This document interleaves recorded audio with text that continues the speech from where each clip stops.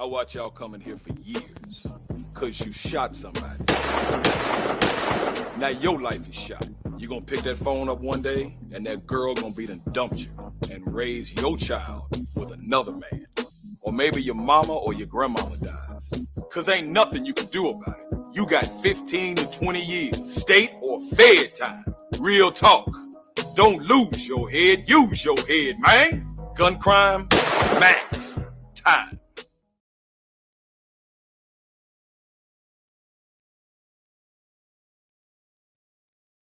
We Tennesseans all have a choice to make in our fight against COVID-19. I choose to enjoy live music. I choose to cheer on my team. I choose to go out. I choose to stay healthy. I choose to celebrate with my family. The choice is simple. Choose to live your life and choose to live responsibly. Face it, masks fight COVID-19.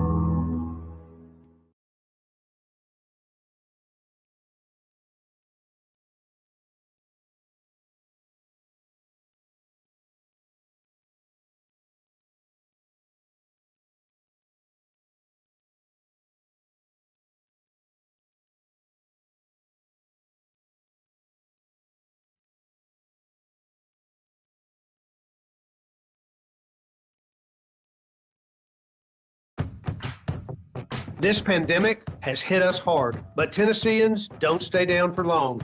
We're known for our resilience, and we refuse to back down from a challenge.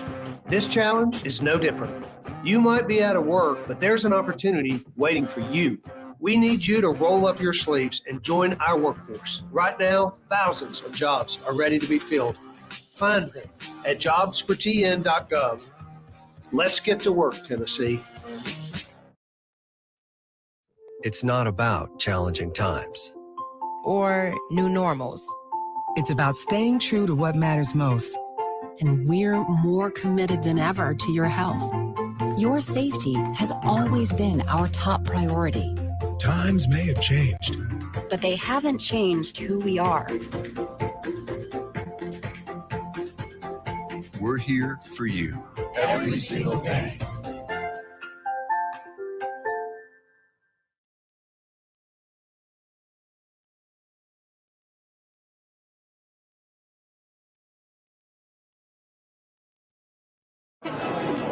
It's just a few cocktails at happy hour.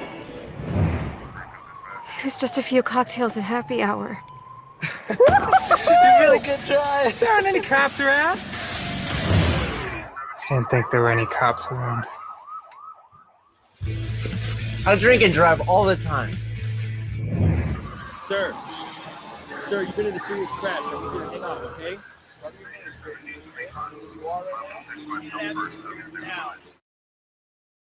This is Sergeant Chris Richardson with the Tennessee Highway Patrol. Pedestrian safety is a two-way street. Both drivers and walkers need to do their part to keep roads safe. When you're walking, remember, the drivers may not always see you, so remember to use these tips to continue to walk safely. Wear bright clothes. Always use crosswalks and obey signs. Lights and reflectors should be used. And finally, keep alert and do not walk distracted. This message brought to you by the Tennessee Highway Patrol.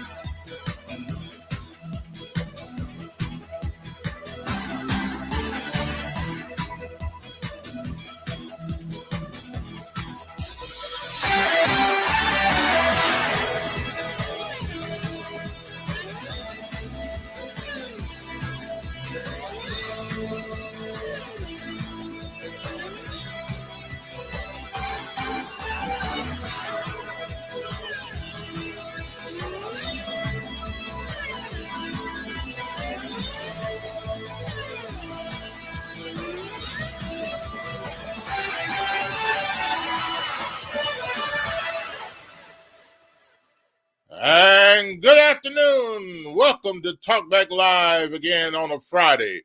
It is now 12:08, 8 minutes past the hour of 12 o'clock Central Time. And a very pleasant good afternoon to you on a Friday afternoon. Yes, a lovely, wonderful Friday.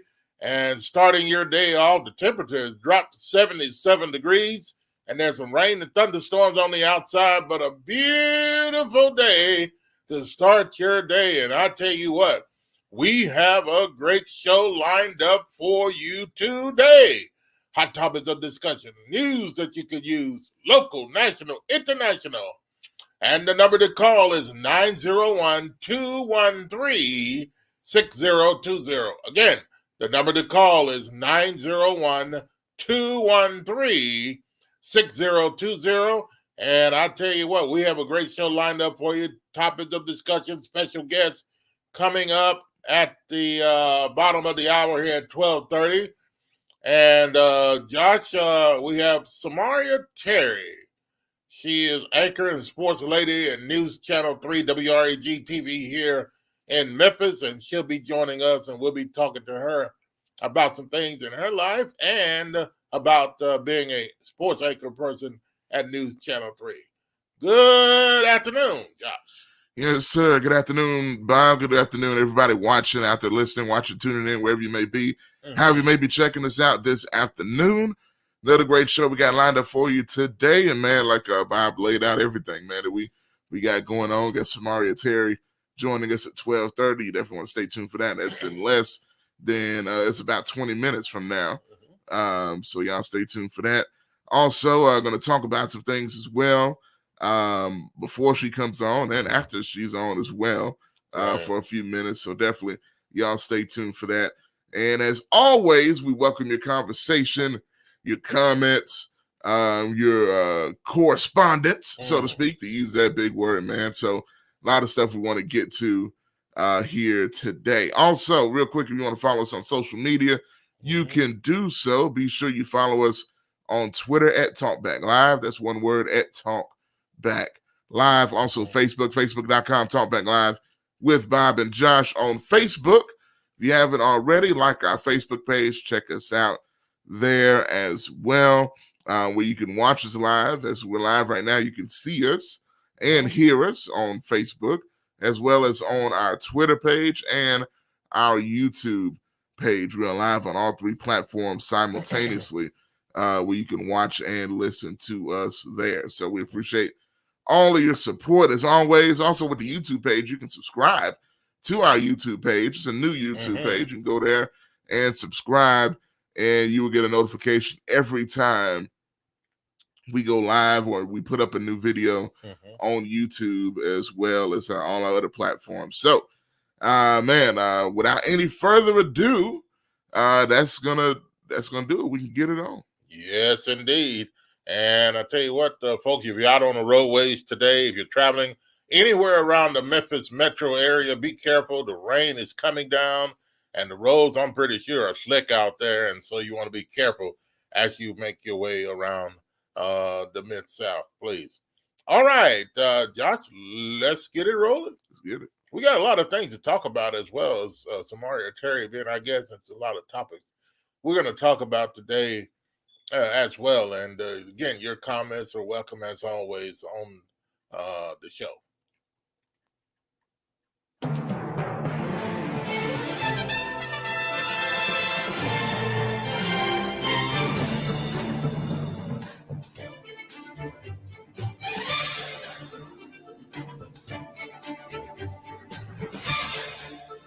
And in the headlines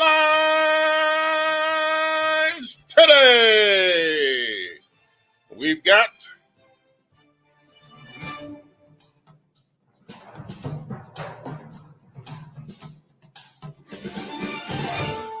Well, this has been talked about for a few days, but everybody knows about it now. But it is always and still will be a headline topic. We're talking about Penny Hardaway and the Memphis Tigers and their new assistant head coach that's in town. And we're going to get your opinion on that as well today. And what is this thing turning into? Are they really trying to make this a team that's going to win the national championship? Well, let's talk about it. Volume. All right. And Josh, we have the Memphis Tigers basketball team we're talking about, and Penny Hardaway. There's a lot of things been going on with Penny past few weeks. And they were talking about at one time him going out of town, leaving Memphis possibly, and heading to Orlando. Now, Penny did say that Orlando was one of the places that he wanted to coach in the NBA. So, and I was wondering, was that really a message that he was wanting to get to us, that he really did want to leave? So I don't know, but evidently he's staying. Yeah, definitely. And to your point there, that it is true that, and I think it is interesting, Bob, and I know we had talked a little bit about this last time we were on when it was in the midst of ending that situation, but nonetheless, it's still interesting to know that Penny is willing to put out there publicly, hey, I'm not going to be at Memphis forever. You know, I do think I want to coach in Orlando. Yeah. One day, you know, because of course that's where he spent the bulk of his career. He went to the NBA Finals in Orlando with Shaquille O'Neal. He beat Michael Jordan in the NBA playoffs with Shaquille O'Neal. In that same time, they went to the finals and lost to Houston back in the day, and Hakeem Olajuwon and all that. Yeah. But you know, I think one thing right now that's proving his commitment to the Tigers right now is what's happening right now, and that's the addition of Larry Brown. Now, last time I was on, this past Monday on the Talk Sports Live show, with my show on there, we were talking about Larry Brown quite a bit toward the end there, and quite a few of y'all that are already coming in. I see Verdell, GKP, Frankie, some more for y'all coming in saying good afternoon. Good afternoon to you. Good afternoon to all of y'all. But it was made official. I know we talked about Larry Brown Monday, but it was made official last night by the Memphis Tigers media, and they put out the press releases and officially on their social media. And when they do that, that means it is official. The paperwork is signed and it's done. And as of last night, Larry Brown is officially an assistant basketball coach at the University of Memphis. Well, what was the holdup there? What was he waiting on? I don't know if was he waiting to see if Penny was going to leave, or was he, if Penny would have left, he wouldn't have stayed, or signed the contract to stay, or what was the deal there? Well, I don't know if it's any waiting. I mean, I just, sometimes it takes time to iron out little technicalities here and there. If anything, the wait was Penny wanted him years ago. Now, if you're talking about that wait, it was because the Tigers didn't want to hire him. I mean, that was just point blank, and that's something we had talked about some years ago. Larry Brown would have been the assistant coach if the university wanted him here. And there's probably people that still don't want Larry Brown, didn't want to hire him, but Penny Hardaway forced their hand. Yeah. He threatened to leave. And hence, here's Larry Brown as an assistant coach, and the Tigers are touting all of his successes as an NBA head coach, all of his successes as a college basketball head coach. They're putting all this out there on social media because they have to. But I still don't believe everybody there is sold on bringing him in. And I get it because of his track record. Whole lot of recruiting violations and violations of programs that he's been head coach of in the past in college, which is the only reason why he hasn't coached more in college, because of that. But nonetheless, when you look past all that stuff, he still had a ton of success. Oh, yeah. As a head coach, just period.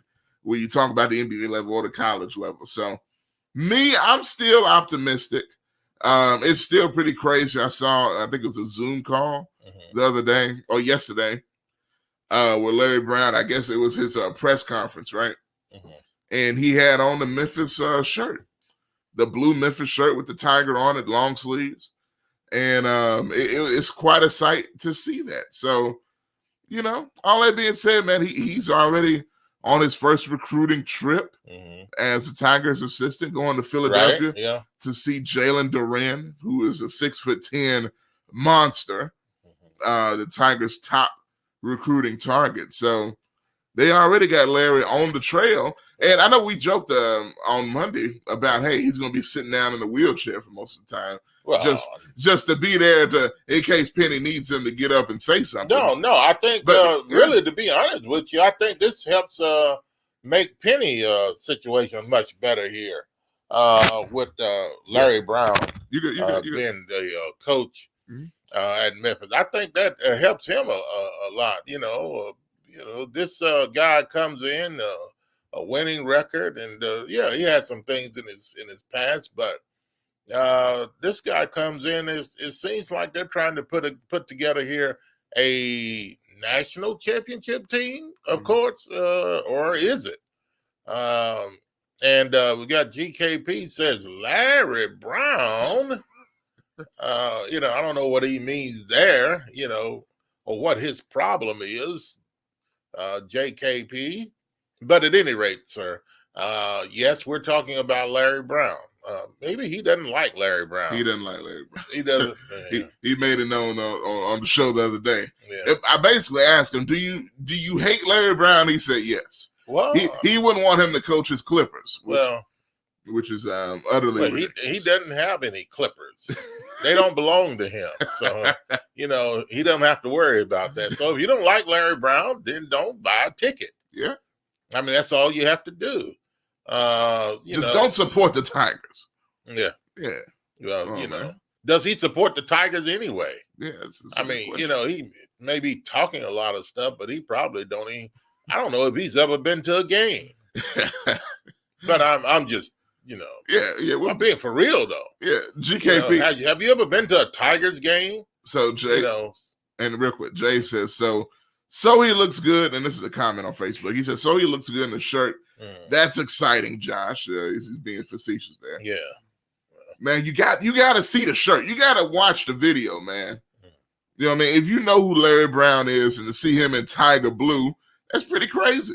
I mean, that's a lot of experience coming in. Man. And then you think a lot of these kids probably, were they born the time Larry Brown was coaching in the NBA and they know about him? That's a good question. And the parents talked about him and all that kind of stuff. And now they're being coached by a former professional NBA coach that's here. A lot of people heard about. Well, and see, it's not even just that. To your point, you're right, though.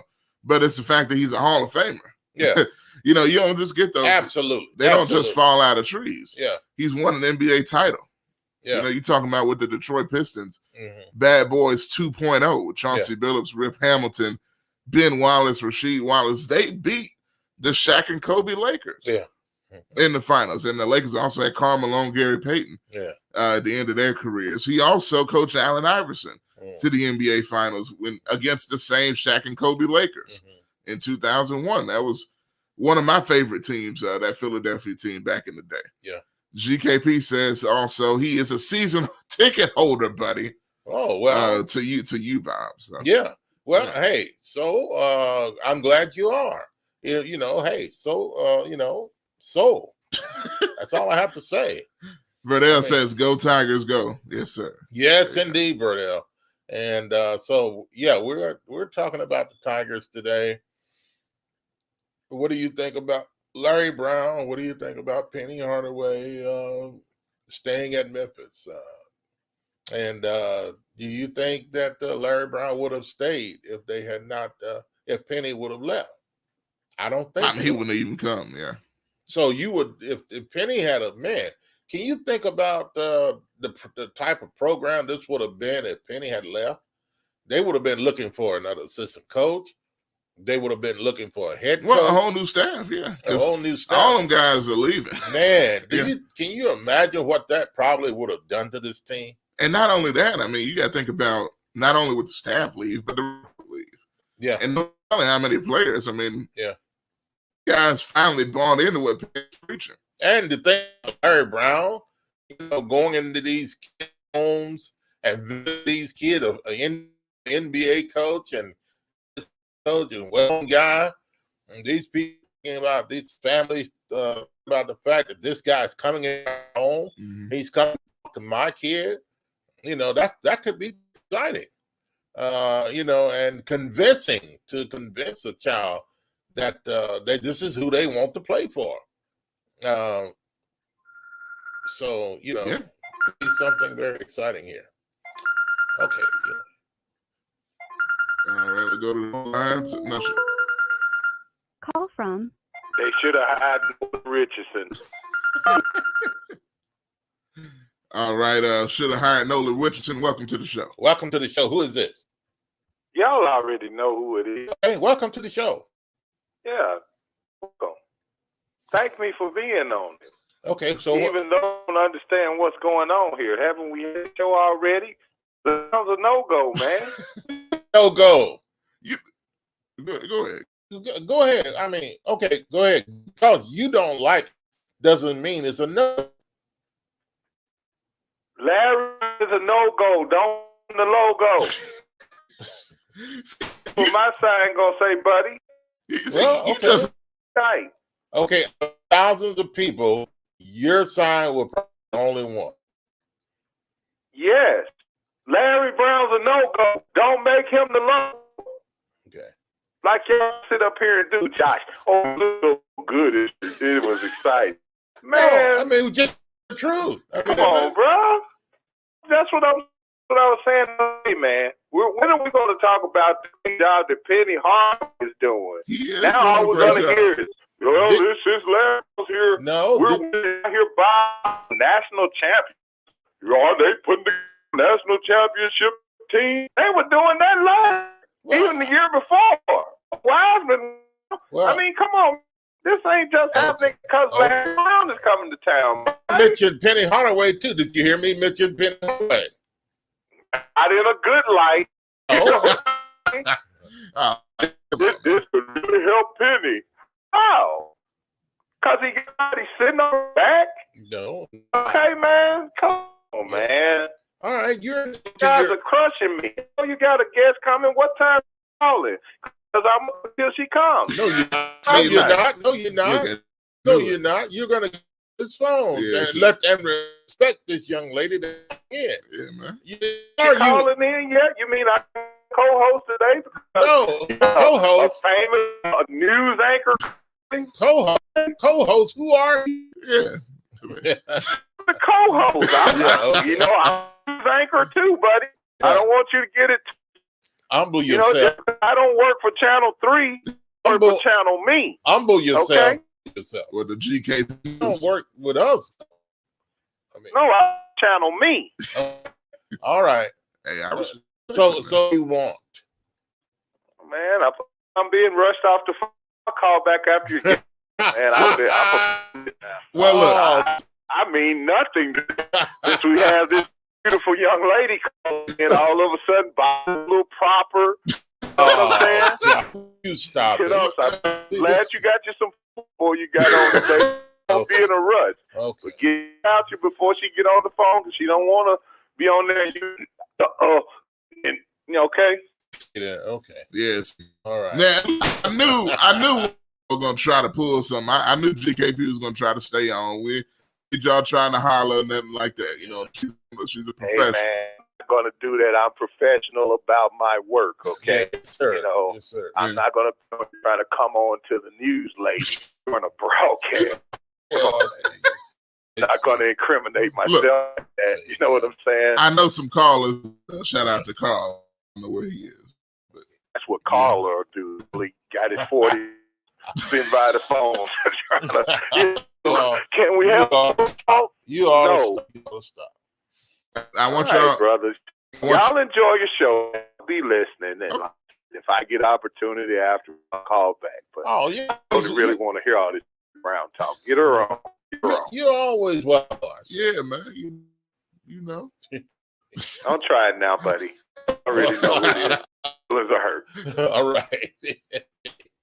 All right. Feelings hurt. Man, Boy, that is so wonderful to hear. These Feelings hurt. That hurt. Hey, but as you can see on the screen, this is why it is important to have Larry Brown. This is not a takeaway from Penny. He's done a great job as a head coach. We're going to go to break here in a minute, but this is why you need experienced assistants. I don't care how great of a coach you are. Yeah. And Penny knows that. It wasn't that went out and got Larry Brown for him. It's not like they forced this hire like Mike Miller. Larry Brown only there because Penny put him there. Mm-hmm. Look at that NBA experience up and down the bench. Larry Brown, famed coach, NBA champion, 1,098 total wins. That's crazy. Penny Hardaway, 4-time NBA All-Star, 14 years playing experience at the national level in the NBA. Also, people forget about this guy, Cody Toppert, already staff as an assistant coach, former NBA assistant coach, former G League head coach in the NBA G League, and he also coached Devin Booker, the star for the Suns, in the NBA Finals right now, competing for an NBA title. So all that NBA experience does nothing but help at the college level. All right, let's take a break, and when we come back, we should be joined by our special guest, Sameria of 3 Sports. All right, we'll take this break and be back after this.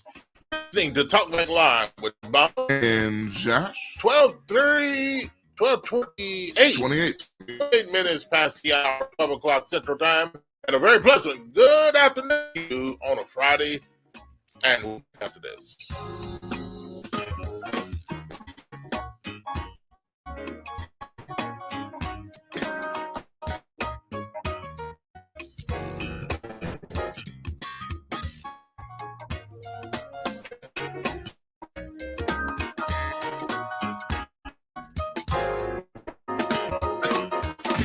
Sergeant Chris Richardson of the Tennessee Highway Patrol.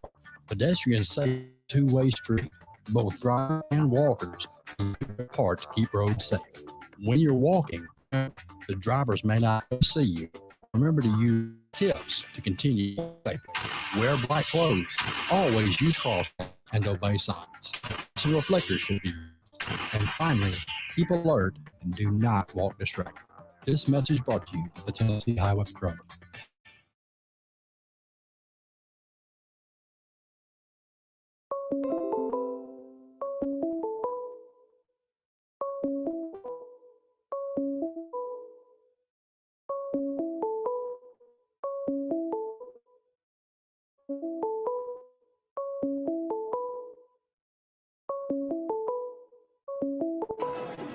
It's just a few cocktails at happy hour.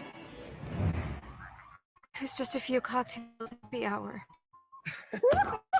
Really good try. There aren't any cops around. I don't think there were any cops. I drink it all the time. Sir, you've been in the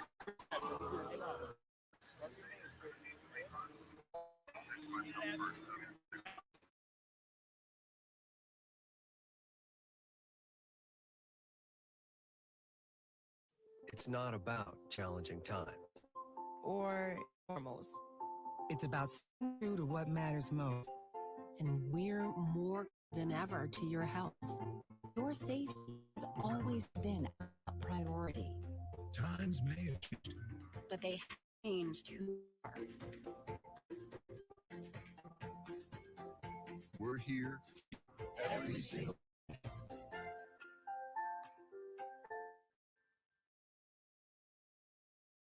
We Tennesseans have a choice to make in our fight against COVID-19. I choose to play live music. I choose to cheer on my team. I choose to stay healthy. I choose to celebrate with my family. choice is simple. Choose to live your life and choose to live responsibly. Face it. Fight COVID-19.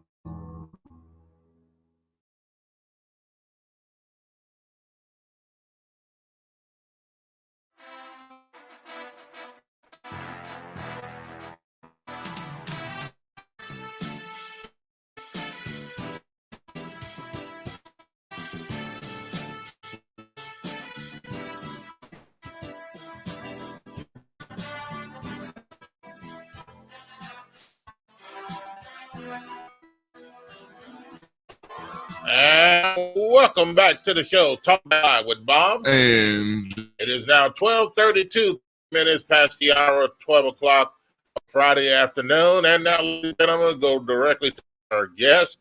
She is news anchor, sports person for News Channel 3, and you all have seen her. Gentlemen, we're honored to have her on the show today, Miss Sameria Terry.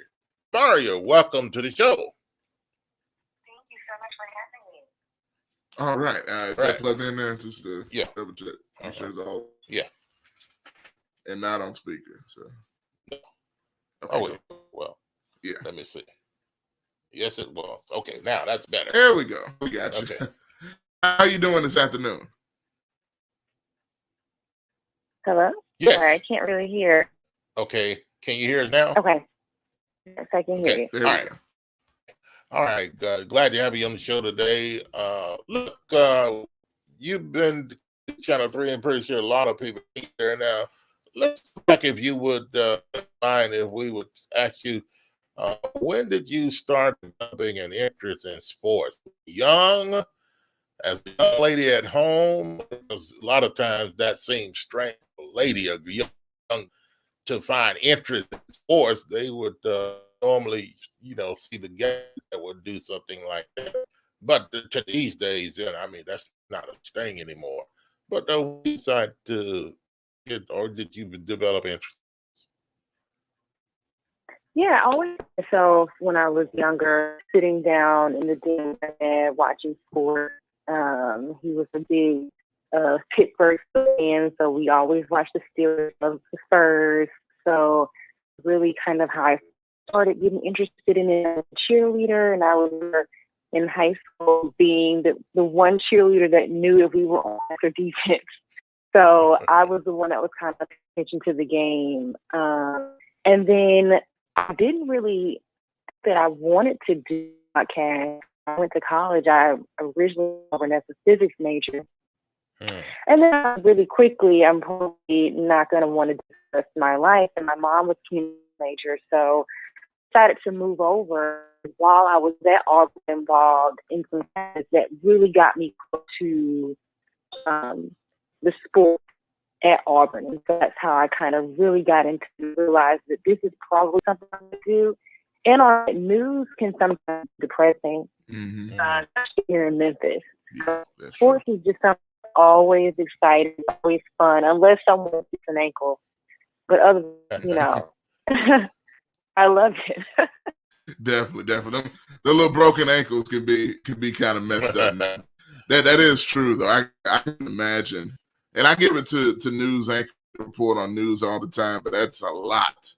I definitely agree with that, no doubt. And by the way, I'm curious, what would be the journey to become Memphis? How did you end up here in Memphis? I know in September, I believe, at WREG. How's that being coming to Memphis?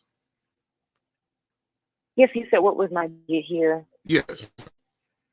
Oh, yeah. So after I graduated, I actually got a job in Myrtle Beach, South Carolina. And I only for about 4 months. I actually got fired from that job. It just was horrible.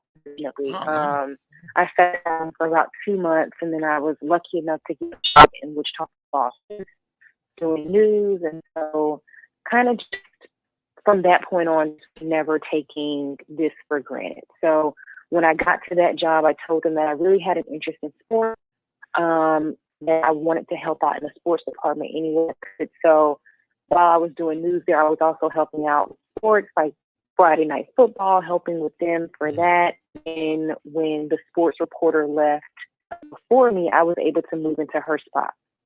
So then I stayed there for 2 years, and I was actually in Jackson, Mississippi for 2 years doing sports. And then I made my way up to Memphis, which I just thought was a great step because I had already been working with WREG while I was in Jackson because we're owned by the company. So we needed something that they were working on up here or vice versa. Always talking to Mike or Megan at the time. We still cover Ole Miss, still cover Mississippi State. So it was just the perfect jump, I felt like, to Memphis. Okay. All right. And let's start the sports that's going on in our city. We talk about, most people talk about before the Memphis Grizzlies came to town. Only thing we knew was the Memphis Tigers program. What do you think about Penny Hardaway not taking a job at Orlando, which I know he said that was one of the places he wanted to go first in the NBA. He wanted to coach, and at that point, I thought he was gone because that was something he wanted to do. But he decided to stay in Memphis. So what do you think about that?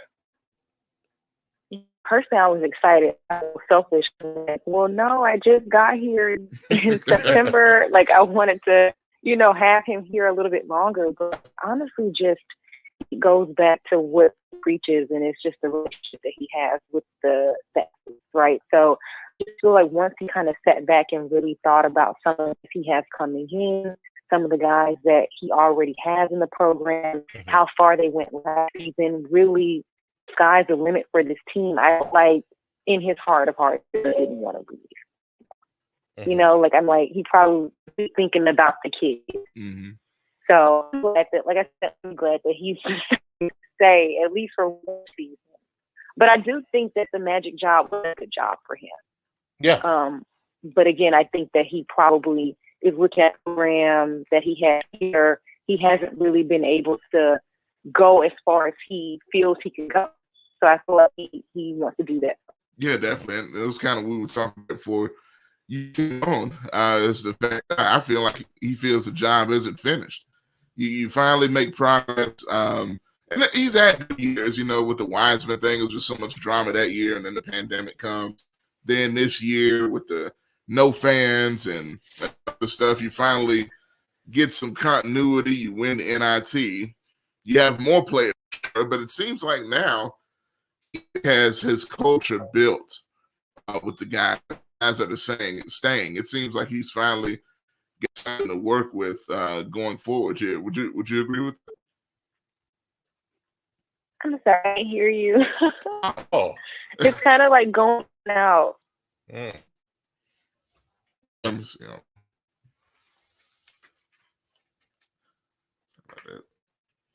Hold on just a minute.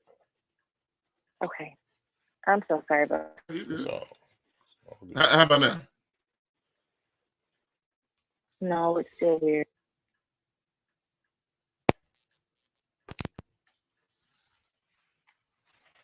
Okay, how about... Hold on one second. My boyfriend actually has it up on Facebook. I want to see if I listen to Facebook if it sounds better. Okay. If not, we can call you right, and I think we can have that problem fixed.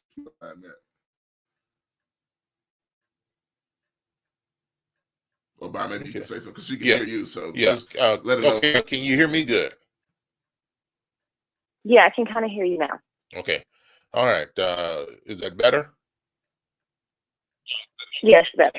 Okay. All right. This would on the show that we have a special guest like you. Yeah, good all the way up until today. Maybe it's the rain. I don't know. Ain't no telling what's going on with the internet, man. Now, if you can, I was trying to tell you this, but I want to see a quick break, and then I know we can fix it. Okay. We'll take a quick break, Sameria, and then we'll come right back, and we'll have you back on just a couple of minutes here, and won't keep you too long, but gotcha. We'll talk about other things. Sameria, Terry, yeah, go ahead. I was just saying that sounds great. Okay. Sameria Terry, our special, we'll be back after this. You're listening to Talk Live with Bob and Josh. And it is now 41 minutes past the hour of 12 o'clock, and we'll be back. Tennesseans all have a choice to make in a fight against COVID-19. I choose to enjoy live music. I choose to be on my team. I choose to go out. I choose to stay healthy. To celebrate with my family. The choice is simple. Choose to live your life and choose to live responsibly. Face it. Masks fight COVID-19.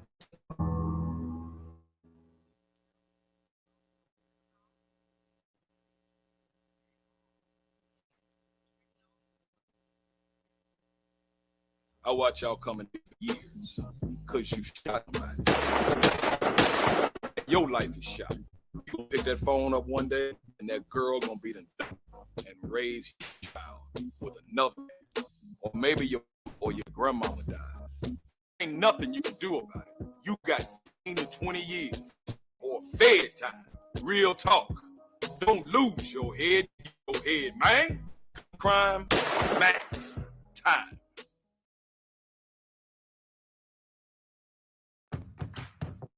This pandemic hit us hard, but Tennesseans don't stay down for long. Known for our resilience, and we refuse to back down from a challenge. This challenge is different. You might be out of work, an opportunity waiting for you. We need you to roll up your sleeves and join our workforce. Right now, thousands of jobs are ready to be filled. Find them at jobstn.gov. Let's get to work, Tennessee.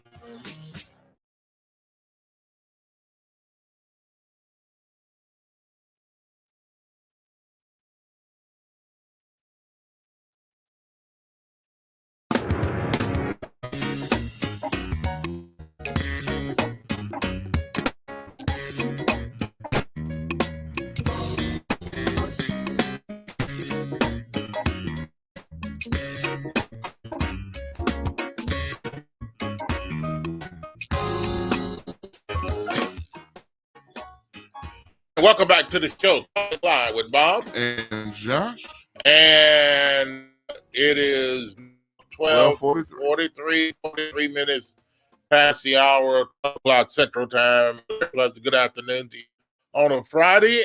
And our guest, Sameria Terry, News 3 Sports anchor.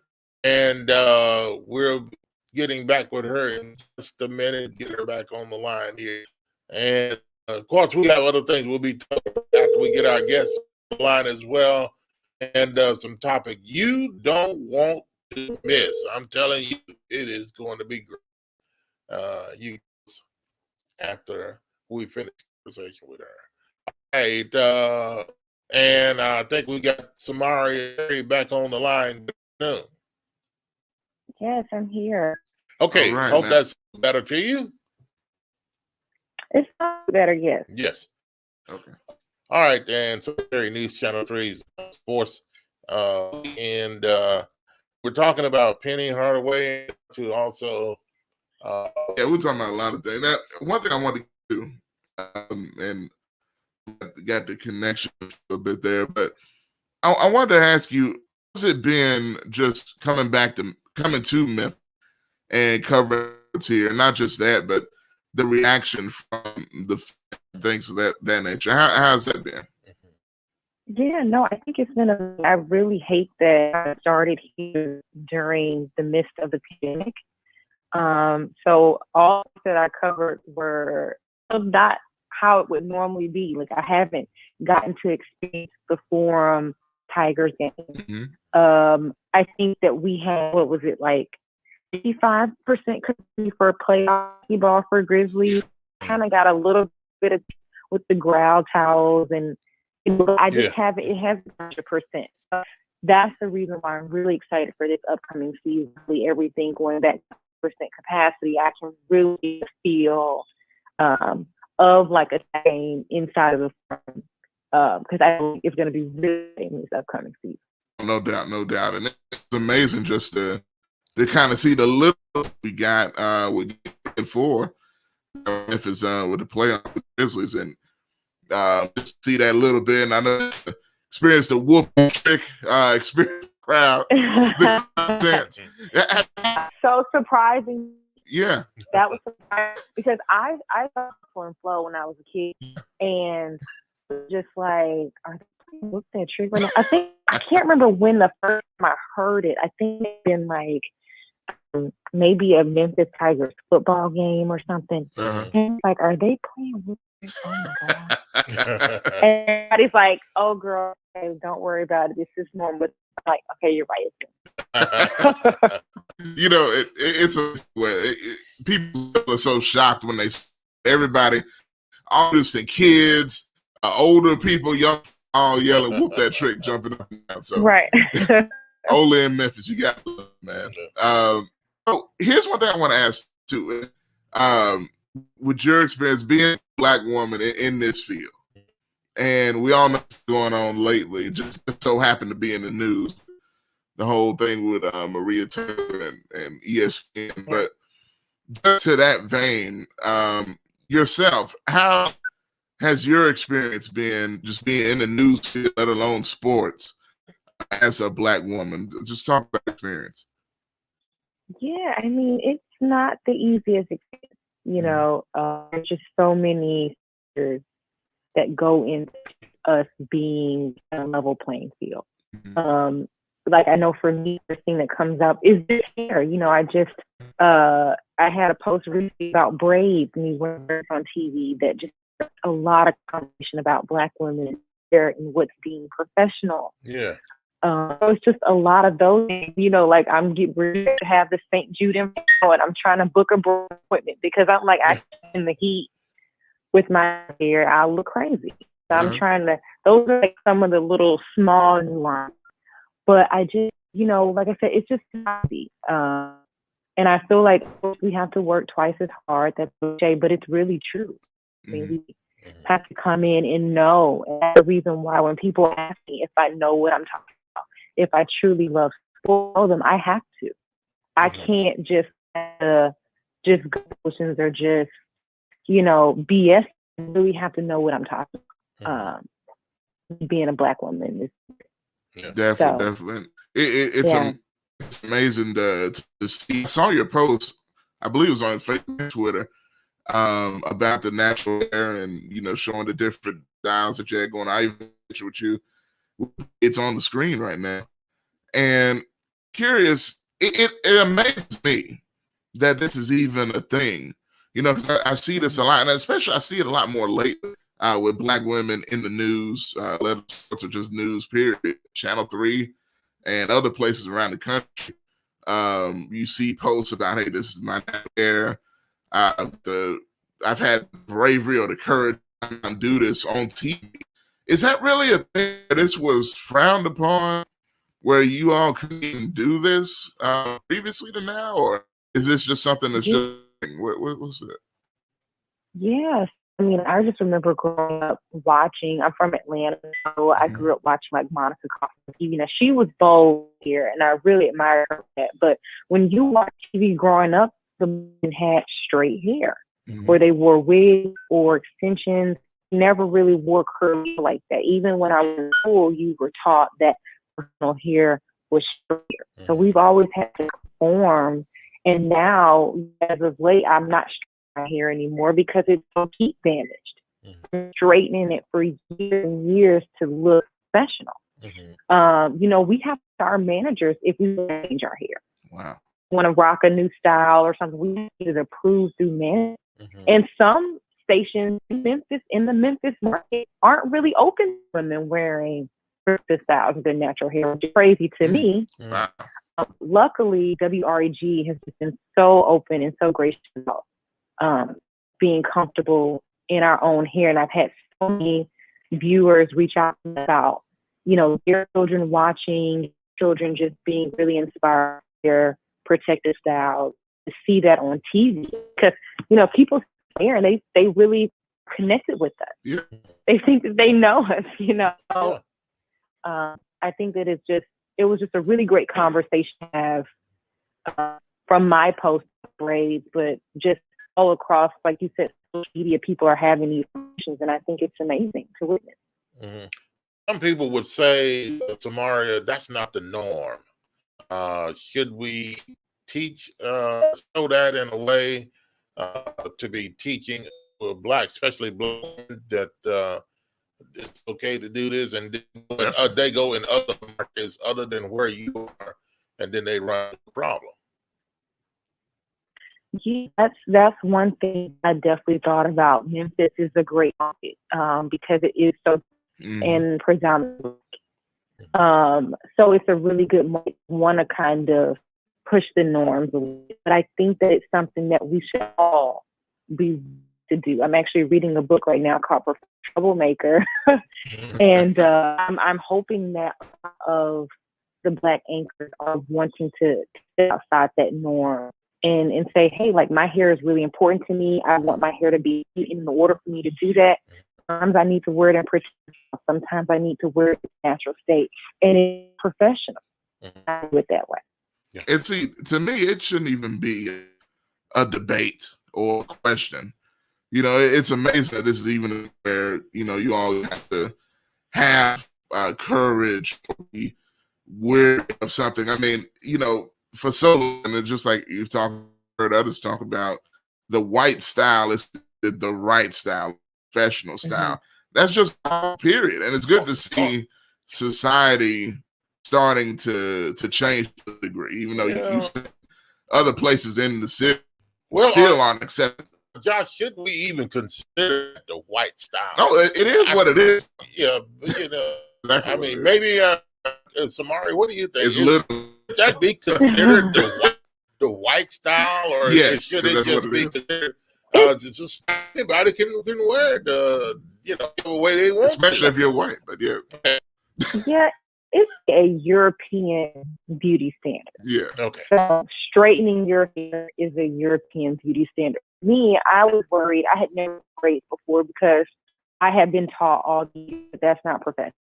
And then before I got there, one of my coworkers, Simone Woolridge, I don't know who she is, she had a post that went viral from viewers reaching out to her saying, well, you need to go back to your normal hairstyle because I don't have braids. Yeah. So it's about what the viewers are saying. And that's why I'm saying it. Women are wearing the styles on air, wearing curly hair, the viewers are getting used to it as well. Because that's what I'm really worried about. Because we have viewers that will send us all kinds of stuff. They will tell us they don't like our hair, our outfit that day. You know, and so I was really worried about what the viewers are going to say. I'm changing my hair. And I almost wish, and I know they wouldn't let y'all do this, but you know, get on and tell those viewers what, you know, what they do with their opinion. You know, but I don't think they would y'all do that. You know, but honestly, but I'm not gonna do that either. I mean, why not? You know, but I would want to. That's why I'm glad I'm, you know, in that position. But nonetheless, well, we can hear. Yeah, I will. Because I think it's so crazy. People still think that way, but it's awesome to see guys breaking down those walls and doing what you need to do while being professional. It shouldn't even be a question whether you're professional or not. If you're doing a job in professional fashion, that should be all that matters. But you know how that in America. So we're talking with WREG sports anchor reporter Sameria Terry, who's here in Memphis on the weekends as well on WREG. Talk about one thing I've noticed, and it's pretty cool. I hadn't seen this previously. Is some of the interviews that you do on the show, like, you know, different sports personalities in the city, and talk to them on the air. Kind of talk about the idea, because I like to see that. I like that. I haven't seen it before, and that's pretty good. What made you start that? Yeah, so when I was doing that was something that we used to do. We had a 40 on Sunday nights, and at the time we would do interviews like that. And I just, you look at, you know, on ESPN or on sports, they bring in people all, because I feel like people want to hear what I have to say, but can't necessarily give my opinion. I go up and I tell the highlights, I tell you before, this is what this person said. And I just always feel like it just adds an extra just piece to the show. Just somebody come in and just can give their opinion or their thoughts. And we can talk for 3-4 minutes about whatever the hot topic is for the week. But you're right. That is definitely something we did not do before.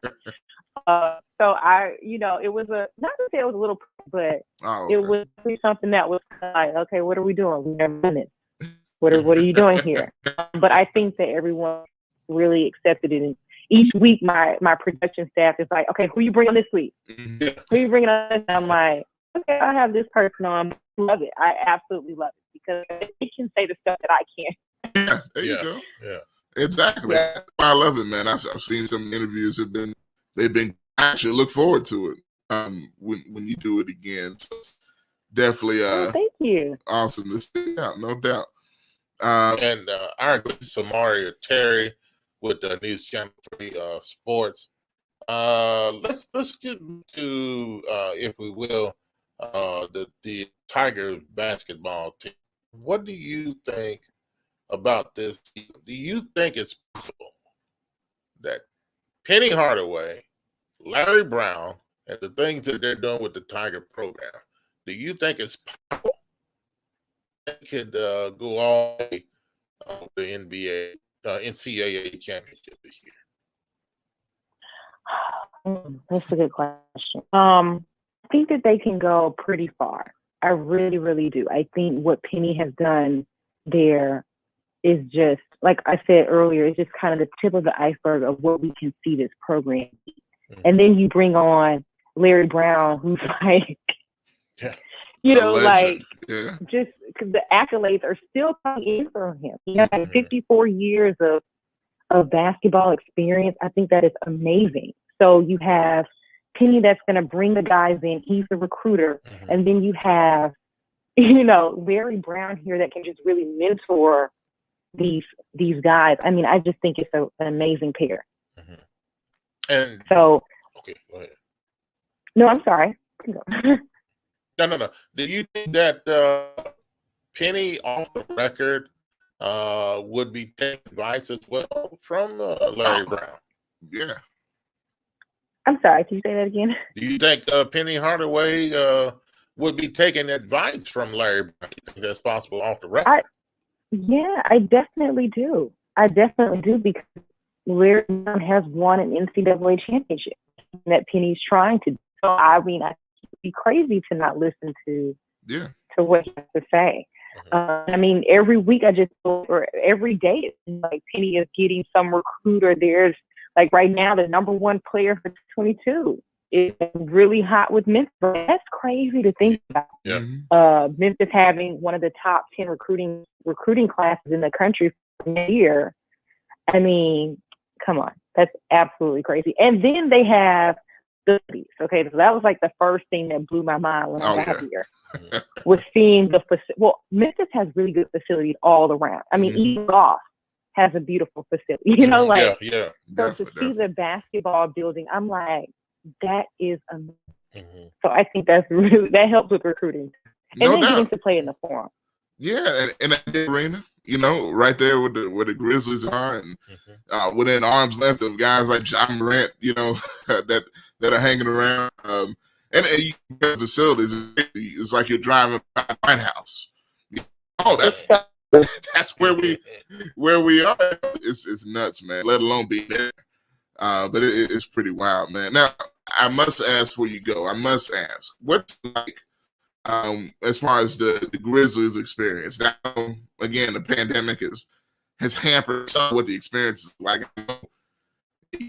It's going to be lit when next year the Tigers and the Grizz come FedEx Forum. But as far as your first experience in the Grizz, how's that been, kind of watching this young team develop into something nobody expected this past year? Yeah, that was just so amazing to see their growth. I mean, they were very excited about making the playoffs towards the end of the season. And I mean, they did. To see Dylan Brooks go off every game. My boy. It was amazing. It was so amazing for us to see that. and be able to go to a Grizzlies playoff game, like I said earlier, with the ground towels. I mean, it was amazing. So I'm really excited to see what they're going to do this upcoming season, because they've already tasted what it's like the playoffs. So they're just going to want more, you know? Exactly. Okay. And I know a lot of people are just like, well, the Grizzlies haven't progressed enough, you know? And I feel like they're doing well. Yeah. Man, I tell you, folks that are saying that, they don't know what they're talking about. Yeah. But what do you expect? This is the second year. Yeah, but I remember to see the Grizzlies play when they were in the pyramid. When they first got here. Oh, they were even worse than that. Yeah, but see, my thing is now it's time, folks. It's time. Let's move on. It's time. You know. See, he's hard on. You want Hollins back? Well, hey, to be honest with you, I was kind of upset when they kicked him out of here. But at any rate, that's another story. Another story for another day. Anyway, before you leave, being a lady in sports, will you be pretty much interested in talking about the lady basketball Tigers? Oh, man, you know, and they would do as far as a lady basketball program and a new coach now. Yeah. Oh, yeah. Katrina Merriweather. I mean, such an excellent hire. Just to think about what she did at Rhode State, them beating Arkansas in the NCAA tournament was huge. I think that was such a great hire for them, and they have so many talented athletes on that team. Last year, I got to do a story on Corey Beck. Her dad, Corey Beck, was an Arkansas great. And so can't wait to see what she's going to do. She brought in some pieces this offseason. So what they can do with that is going to be big. And I feel like they're going to be talked about just as much as the employees. So. Oh, and they deserve it, man. I mean. Yeah. And they deserve it, yeah. I'm so fired up for them, because I feel like, and people may find this harsh, and I'm blunt, you know, they finally have a coach after, I don't know, 10 years. They haven't had any coaching. So now they have a coach that is not only, you know, is respected. I love that she's black, by the way, but she's incredible at her job. I mean, I remember the South Carolina head coach, I saw an interview she did, and she brought up Katrina Merriweather as one of the upcoming coaches in the country there right now. And she's at Memphis. I don't know if people really know how big of a deal that is. She brought basically her whole staff up here. And I can't wait to actually see progress with these women, because I know they have to there, but I'm excited for them to actually get some good coaching to see some progress with that program. Yeah, because you could see that they were really down on themselves. Like the girls were so down on themselves. Like each game I went to, it was just like they were so close, or they would be up by double digits at halftime and then lose in the fourth quarter. Like I can't even remember how many times it happened. And so you could see they were really bogged down with the losses. So I think this will be really good for them overall. Absolutely. Now the NBA Finals, we have one listener that is saying, it's obvious, evident that she's a Clippers fan. I know. Jay, where do you get that from? That's Jay. I mean, we apologize for that fan. But anyway. Why would they think I'm a Clippers fan? I don't know. Oh, Jesus. That's terrible. See, and I love her answer, you know, because she didn't say no. She said, oh, Jesus, which means she's throwing them in the garbage. Yeah. So I'm going to ask you, Sameria, are you, and you don't just have to say Grizzlies because you're here, you know, and I know you love the Grizzlies. Are you a Grizzlies fan, or are you a Lakers fan? I hope not. But who? Well, I mean, she's from Georgia, so. Oh, Hawks fan. Okay. Nah. So I don't really have an NBA team. But I do. I at first I'm not a Grizzly. Then I find myself, even though I'm off, I'm like watching. Or if I could be out to dinner and the Grizzlies are playing, I'm like checking the stats. Yeah. My boyfriend's not a Grizzlies fan. Ain't no shame. You know, especially. Can you not root for them? They're so great. Yeah. So you got the right mindset. That's why you're here in Memphis, and that's why you're on our show. Yeah, exactly. All of that. But well, thank you. hey, Sameria, News Channel 3 sports anchor lady, and it has been a pleasure and honor to have you on our show today. And hopefully we'll do this again. And thanks for joining us. We appreciate it so much. Of course, anytime. All right. All right, folks. Sameria Terry. Yeah, News Channel 3. And thanks for those that asked questions we didn't get in here. And so we had to get P's crazy comment. Look, and then he's going to say, well, too bad she's got to go now. Come on. Look at this. We're kicking everybody off. Yeah. But anyway, hey, I tell you what, we're going to take a break. When we come back, we've got something I think we're around for maybe it all depends. Topic, man, that is. You know what? It's one that I hope it's one that I talked about before the show. Yeah, it's. You know what I'm talking? Yes. Yeah. Okay. And I can't wait. Yeah, it's a great, folks. You don't go anywhere. Call a neighbor, call a friend, tell them our topic is coming in, and we'll take a break. When we come back, we'll get started on it. Your phone welcome, by the way, 901-36020, and we'll be back after this. Listening to Talk Back Live with Bob and Talk Back Live Radio.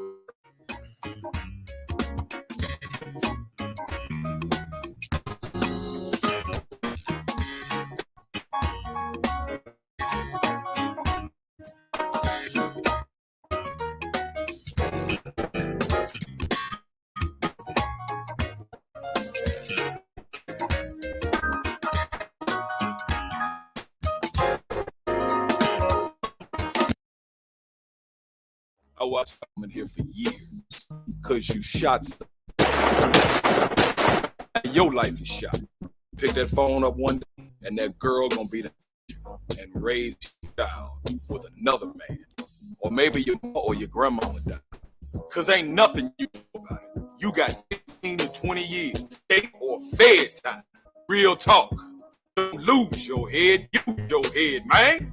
Crime, max, time.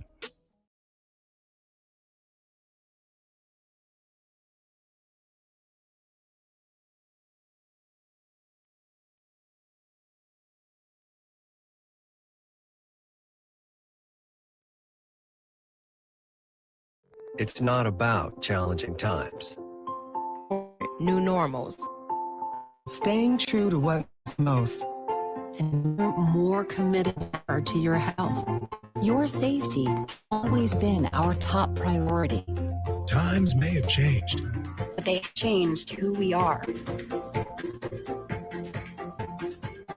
we're here every single day.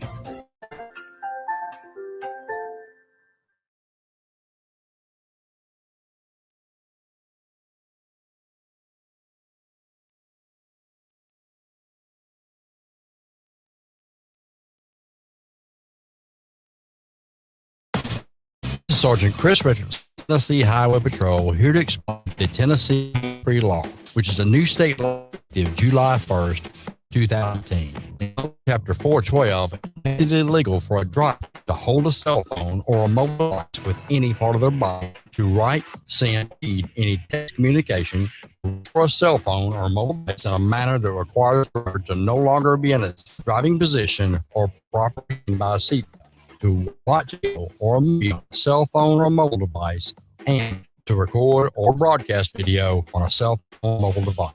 So, can I still talk on my cell phone while driving? Yes. It's permitted to use an earpiece, device, or device on your wrist to conduct a voice-based communication. Driver may use a button on a cell phone or mobile device to initiate or terminate voice communication, and voice-based communication may also be used to send a text message. Learn more at handsfreetn.com.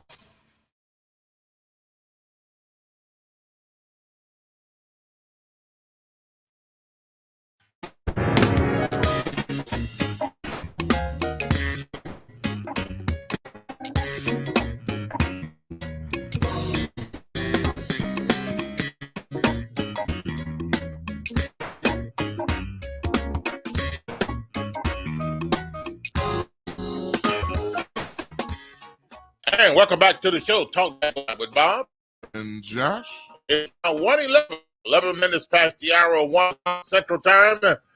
And a good afternoon to you on a Friday. And to you, the last work day of the week. And you, it's the beginning of work week for you. And again, we want to thank our special guests today, Sameria Terry, News Channel 3 Sports Anchor. And it was an honor to talk to her today. All right. The phone lines are open. And 901-213-6020. And some of you are making some comments on here, and I think you probably have on your mind to talk about. But Josh, we got a topic, man. A lot of talk about police officers and, white and black and so on and so forth, and some things going on. There's some strange things that have happened here concerning a police officer. Well, not here per se, but this is a police officer involved, a white police officer in Tennessee. Yeah, Knoxville. And what in the world went on with this? And you have the story. Yeah, the story. And I think I'll let the story tell the story, man, because it's very interesting. Now, this cop got a little carried away, so he had to be carried away. Without further ado, I'll just let that be the tease. But y'all check this. Very, very interesting. And watch and listen. Listen to this. A police officer goes to a wedding, off duty. He goes to a wedding, reception. He has to say a bunch of this stuff. They tell him, you got to stop saying these things, or you need to get out. Well, he decides to not listen to reason, and he gets knocked out cold. All right. Off-duty police officer in a wedding reception got knocked out for his insanely racist comments. The guy's name is Tanner Holt. Tanner Holt. That's him. 22-year-old off-duty Knoxville police officer Holt last month, attending a local wedding reception. He began taunting a guest by telling him he didn't know they let black people in the reception hall. Okay, obviously you're racist. It's not a funny joke. Maybe you hit the salt a little too hard. You need to keep it moving. Holt then claimed it was part of the community, just being obviously, at which point the black asked them to stop talking about racial issues. According to the witnesses' reception, officer did not stop being racist. Remember, I don't own knocking anybody out, but I simply assume at this point, a physical altercation against Holt was justified because nobody arrested at the reception. Police did respond. After making repeated pleas with Holt to stop being racist, the man apparently lost patience and slugged, knocking him unconscious. Four witnesses corroborated the accounts of the incident. Witnesses stated that Holt was very intoxicated when the incident occurred. Holt was transported to UT Center for Treatment.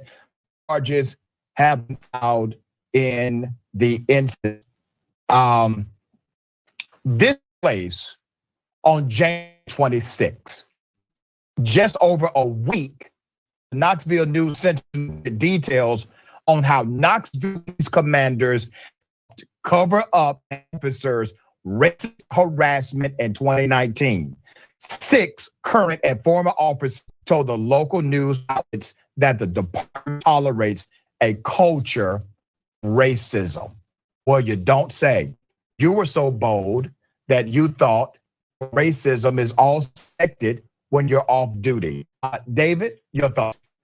My thoughts reached a tipping point, and to see more and more of this. Well, and okay, that's not really interesting what David is. But all that being said, what do y'all think about that? Well, I mean, do you think it's necessary, even racism involved here? we have to respond in the same fashion, the same way that people respond to us a lot of times? And for the black person to knock this white office out, unconscious. I mean, you know, hey, all right, he's out. But what did that serve? Some people say, what purpose did it serve? You know, he was a racist. He was saying things he should not have said. True, probably so. But do you think it was unnecessary for this black person to knock this out unconscious in the hospital? Did he have to go that far? Did he have to go that far? You know what? You know what I think? Yeah. My honest answer? Yes. Yes. Okay. Yes, he did. He look, that deserved every knuckle that he got. Every knuckle. All four of them. Evidently, all of them. Evidently, it's a lot of people agree because we see that there was charges pressed against this guy and he arrested. So I didn't see anything that says that. No, Matt Florida said he wasn't arrested. Yeah, he was. Police came out and said, "Oh, okay." They went on and left. They called the ambulance for. Yeah, well, it sounds like the police came out. Oh, it was him. Okay, yeah, okay. No, so I guess they knew what type of guy this was, and say, wow, he's thankful that's the only thing that happened. He was drunk, and you know, some people say, well, you know, but why would you hit him, man, knowing that he's capable of taking care of himself? Well, we took care of him. He got taken care of. He got yeah, but is that a you know, people say a cowardly way to do something, to hit somebody? It's like hitting somebody down. I mean, you know, this guy can't even hit himself. Well, we got to out. Okay, let's go to the phone line. Can't we all get along? Oh, all right, welcome to the show. Good afternoon on a Friday. And can't we all just get along? Okay, and what? All get along what? I mean, man, I can't believe you're sitting on here owning this type of violence toward him. It's look, not advice toward him. Man, whatever the freedom of speech. Okay.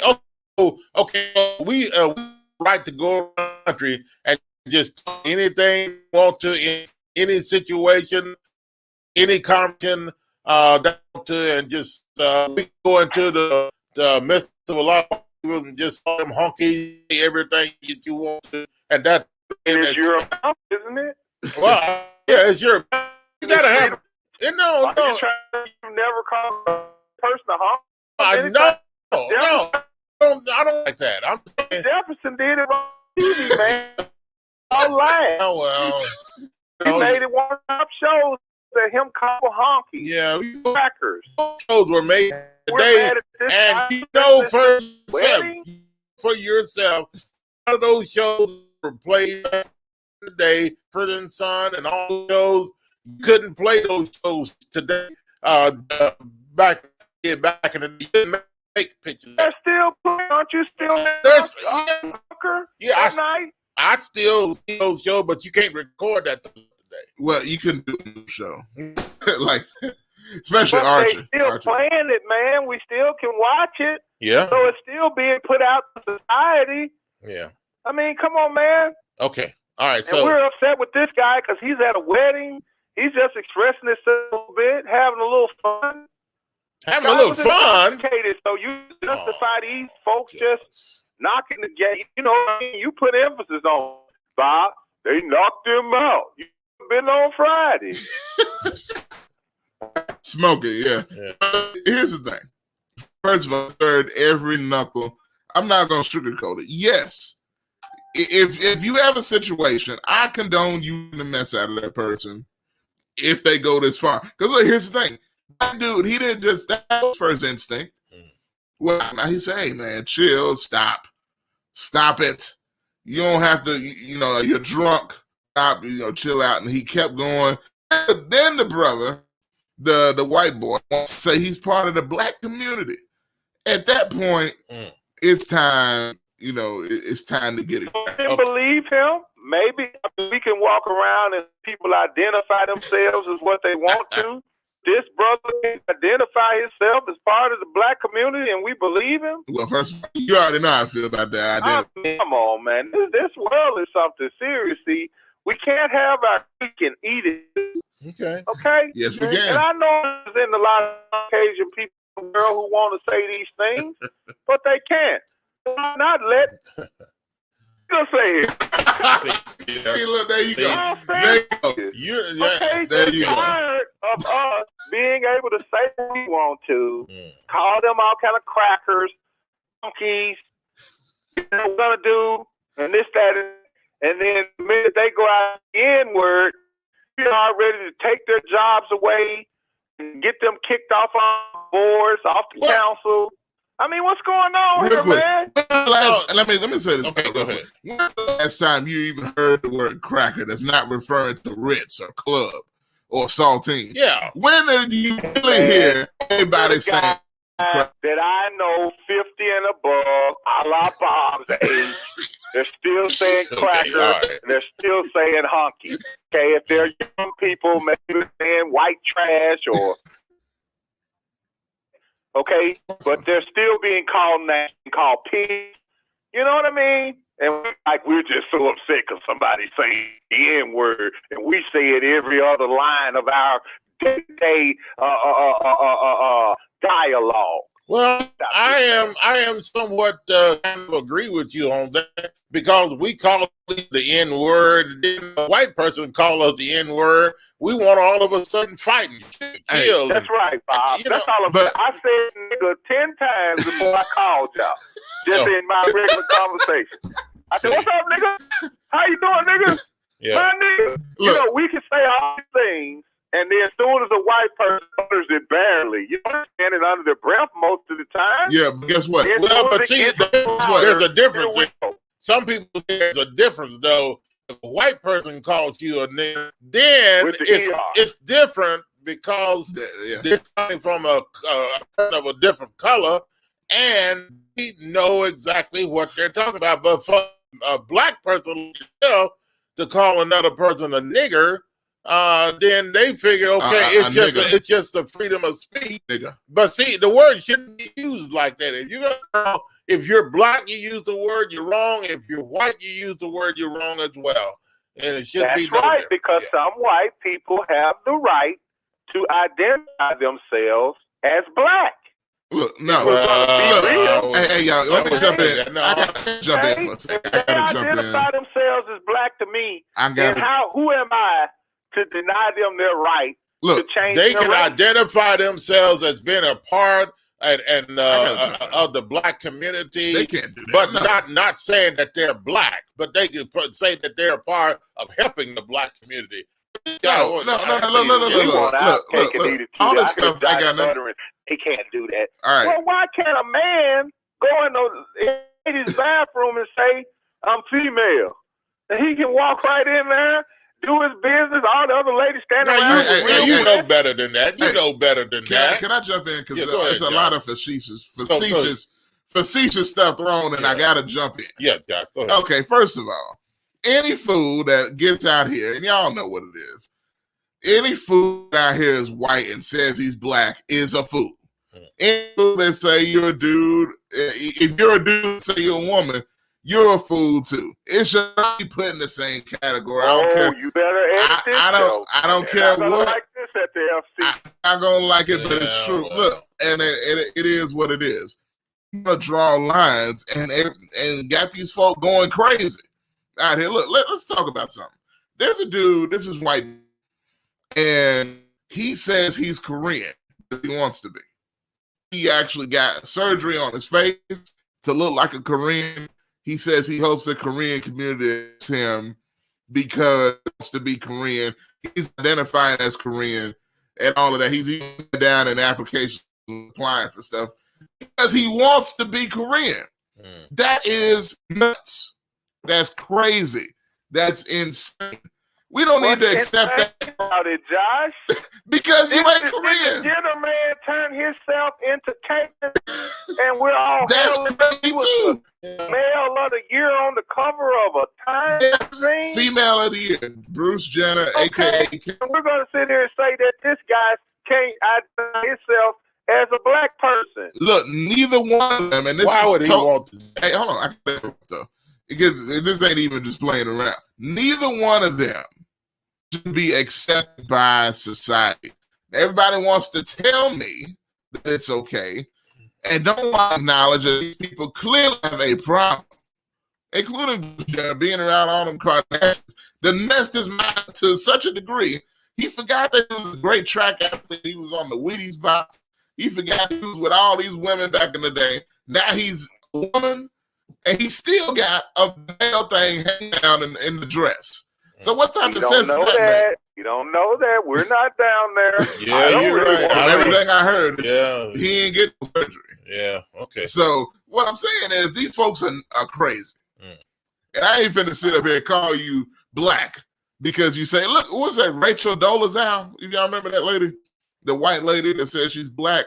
You know what I'm saying? You got her hair looking that way. She worked right. I was down with her. I accepted her. I'm sure you know. I'm the world to where, listen, if we're going to accept one thing, we have to accept it all. No, it has to be identify themselves. I'm not saying we're conforming to it, Bob. No, I'm saying we are. The world society is accepting these things. They're making laws for them. Yeah, they're doing everything. So I'm not a fan of somebody being beat up because they identified themselves as black and said a few, you know what I'm saying, pieces of slang that we as black or African American, Negroes, whatever you want to identify yourself as, we can do it, but they can't do it. Yeah. Okay. Well, we just can't, just go along with what's in the world, society today, just because things are happening. So, well, we go along with it. That's just the way it is. No, you don't have to do that. That's the way it is. You have to come and joke about it and say he got knocked up. But if that's the way it is, we don't have to agree with the way that is. You have to agree with the way. I will say this. Now, just to interrupt real quick. I do think what GKP is saying is this. And I don't want that to get lost. What he's saying is what you see with the transgender community, right? What I was addressing. Right. If people want to say that's okay, then those same people have to also agree with this person saying that white person saying black because they want to be. Yeah. But guess what? That's right. But guess what? Josh. To your point, GKP, right now. To your point, GKP, a lot of those transgender folks will look at that white dude that says he's black and say he's crazy. Yeah. But they're a man that says they're a woman. You need to accept me. But that white dude says he's black. That's something wrong with him. Well, how crazy is that? That's what. Okay. That's all I'm saying, people. There you are. You're on board now. Even though you got some people out here, Jet Lucas. Thanks, Josh. Thanks, Josh, for what? No, thanks for what? Definitely. For agreeing with what I'm saying here? Well, I'm not agreeing, but I get your point. Yeah. I get your point that you're a bit. Thank you for at least getting the point here, and that's all I'm saying. I got white brothers and sisters out there that's feeling mistreated because we feel like we can say what we want to say. We can go hold up all our Black Lives Matter sign. We can hold up all our calling the police pigs and forget 12, and we can do whatever we want. I don't support that. But the white people they do what they want. Then it's a whole uproar. Yes, we want these people hauled out of houses. Absolutely. And stuff like that. Did you see him get hauled out of his house the other day? And he deserved it. Come on, man. You're going to come and haul me out of my house because I it off with somebody in the neighborhood? Look, that fool deserved it. Just like this fool got knocked out, deserved it. Fool deserved it. He went up to that black. He went up to that black guy, and he went up to the guy's house and said that stuff to him, and then now he's upset because they came and hauled him out of his house. He stood up for himself, man. We don't need to stand up for themselves anymore. That was a mano situation. If the black brother couldn't deal with it, hey, man, what is the neighborhood coming out for? So somebody walk up my doorstep, he should talk to me like that, and if I can't handle it myself, what am I gonna call the whole thing for? Okay, now Sharon made a comment here. Yes. Question. She said, "What was that?" I can't see it. She said, "The people." Yeah. She says, first question: was he invited to the wedding? Now this is back to the story we were talking about. Was invited to the wedding. She also says the people that were getting married knew this person was racist before their wedding day. I don't know if they did or not, but no one has the right to assault anyone physically, no matter what the situation is. If they knew he was like that before they invited him, he wouldn't have been there. But they're friends. Part of the black community. He told you these things. They hang out all the time. They say nigga all the time when they hanging out. Okay? This is and then once he gets the wedding and start, you know what I'm releasing it after he get a little ignorant all in him. Now everybody want him to hush. Yes. You can't say that now. We say that when we watching the football game at the house. Oh. But he ain't thinking about that. He's so drunk. He's still watching the fourth quarter, you know, game. You know what I'm saying? And everything's free. Hey, look, okay. So all he see is niggas in the work, and he said, "Oh, this is just like the football game. Just like the game. You supposed to be playing football." Baby. Yeah. We got wings here. We got rent. You know what I'm saying?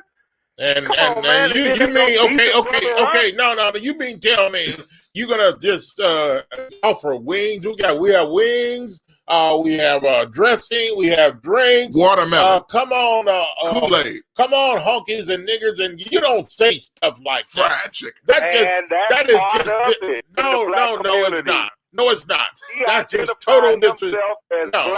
Okay, so would you do that at an event that you would you do that at an event that you would have? Would you say that to the people that come and be a part of your party? No, you wouldn't. Listen, man, when I DJ for my Caucasian brothers and sisters, you know how I started off? Okay, what? You know what's the first song I play? What? Play that funky music, white boy. Yeah, okay. Play that funky music, white. Okay. Go crazy. Hey, look, that's cool. Okay, that's fine. But okay, you know what I'm saying. But you wouldn't say those kind of things out in, that's just total disrespect. Look, Jay. First of all, there's literally nothing wrong with you playing that song for a bunch of white folks or black folks. So that's a good song. But that's all I'm saying. But if you're playing at a bar mitzvah, hold on, let me finish that. At a bar mitzvah, because we know that's not white folks, and maybe one black guy is a token that's there, but it's mostly all white folks. But nonetheless, if you're at one of those things, you know you ain't gonna be playing "Niggas in Paris" by Jay-Z. You ain't gonna do that. We bump it all the time. No, you're not. I don't buy that. And then they're gonna be up there saying no. And it says JKP. You don't even believe what you're saying. That would be coming from a guy who, you know what I'm saying? He's just I don't want to call it borderline racist. Well, this guy here, man, we already anything somebody said to black, he's gonna support it. He's right. Yeah. You know, the man down. Hey, Judge said, get him some more. You know what I'm saying? And see if he got reparations in his pocket. I'm stripping him down. Okay, this is who we have just making comments that, man. So I expect that. Okay, but I'm on an equal mental state, just talking about the real and the righteous. Okay, we can't expect to keep our cake in two. Okay. Here's the thing. All right. Now I get you, and look, I respect your opinion. I will say this: it is interesting that the people called, right? And the police came and looked at it and said, "We ain't arresting nobody. We're gonna take dudes to the hospital because he deserved it."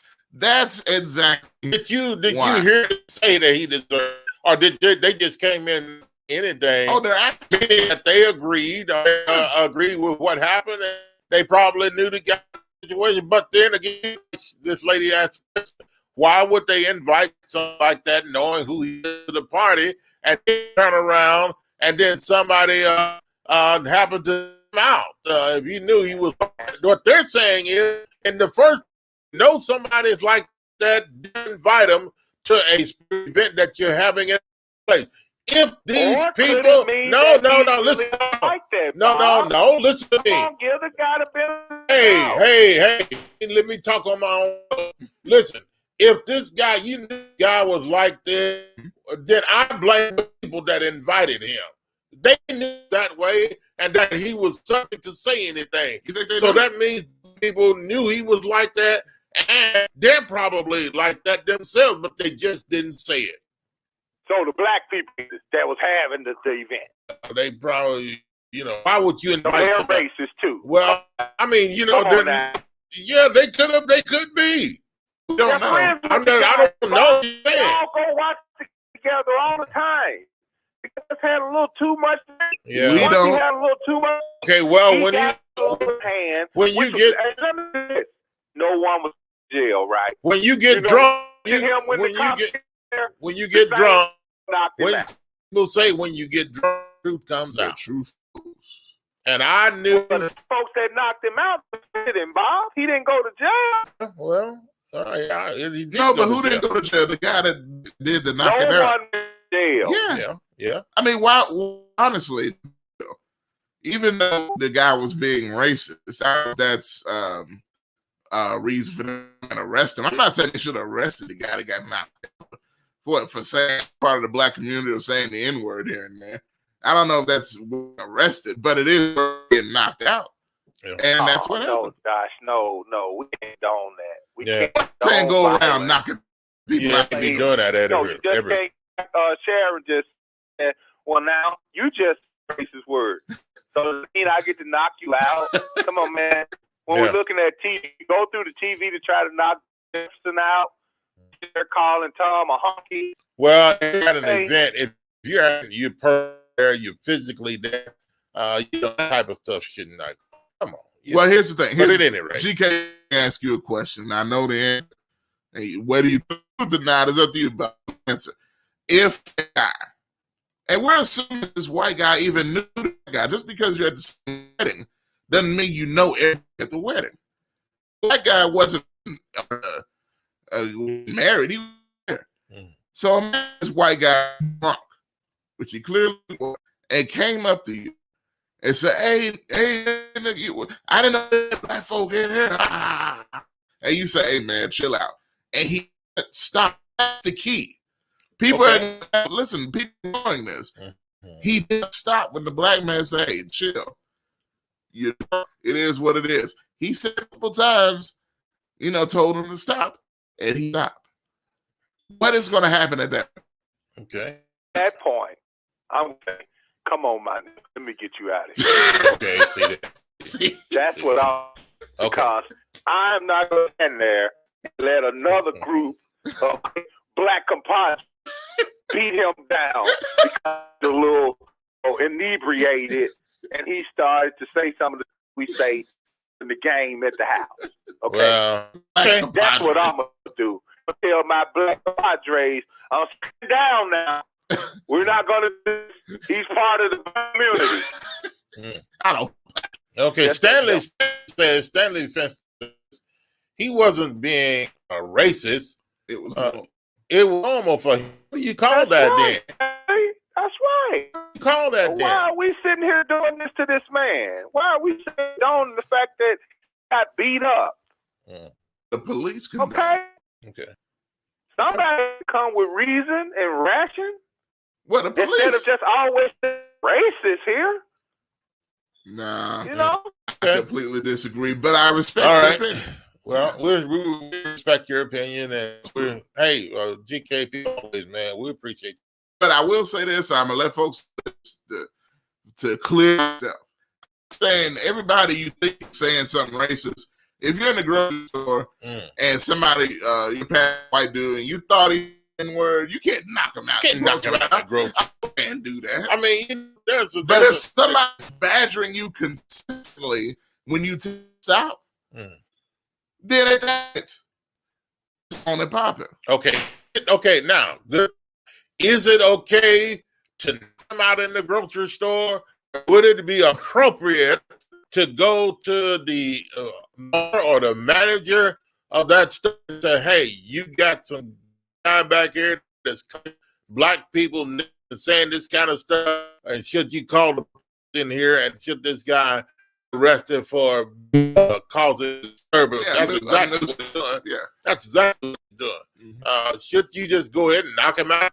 Take it matters in the end. You might end up getting arrested in the public. Yeah, that's true. That's right. That's right. Violence not beget violence. Yeah. Okay. So, well, no one wins in violence. Everyone loses. There you go. Okay. Everyone loses. All right. Appreciate your call, Jet. Thank me for the show. And thank you for listening to all of my white compadres. There is someone in your yeah. And his name is GK. Okay. All right. Okay. There you go. All right. Hey, we already know who it is. Appreciate you though, man. I'm feeling that, man. Okay. That corner. All right. If a white person, there he goes. If a white person calling him the N-word, I feel like something. Just violence begets your getting whooped. I'm telling you, man, look, and everybody needs to go out and do this or that, but he says, "Oh, somebody out who's harassing." Yeah, I do. Is that I mean, what I'm saying is that appropriate in a public place like a grocery store or something? To knock him out like that? Oh, come on now. Let's go to the phone line. Let's go to the phone lines. Fraser. All right, we got Sharon on. Sharon, to the show. Hi, everybody. You guys doing great. How are you? We're good.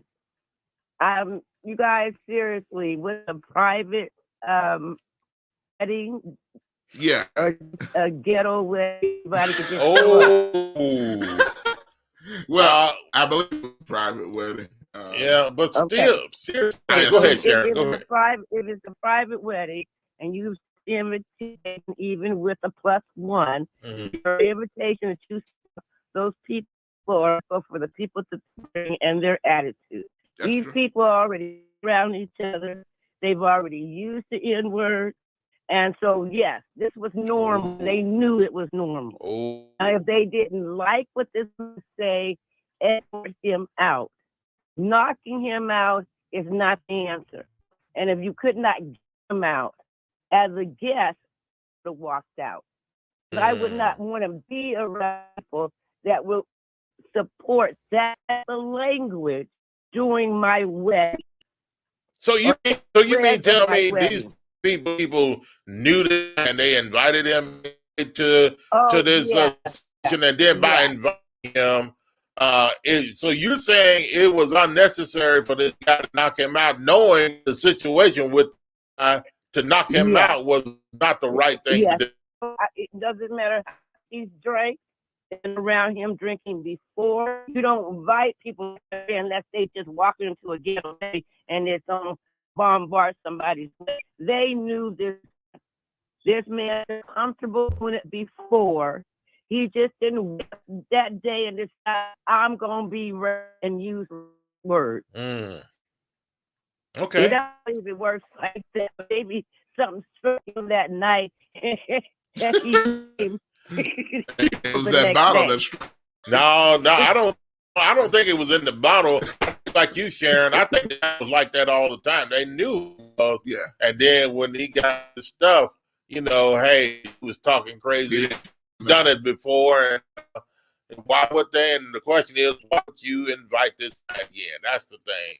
Knowing that he might get like this. Okay, they say nobody went there and the police didn't do anything. Well, number one, it's a private. Yeah. What was so yes, then everyone is technical, then yes, the police should have arrested the person that knocked him out because it was an assault. That's up to the white boy if he's to know. I use words, our freedom of speech. Yes, I was to this wedding. I was invited to this wedding, knocked out. Mm. Okay. Okay, so you he was invited to the wedding to say crazy stuff, which some people would consider, but yet he was invited to get knocked out. But what do you expect when you say stuff that other people unexpectedly, or well, some people knew he was talking, so he was like that, then why knock him out?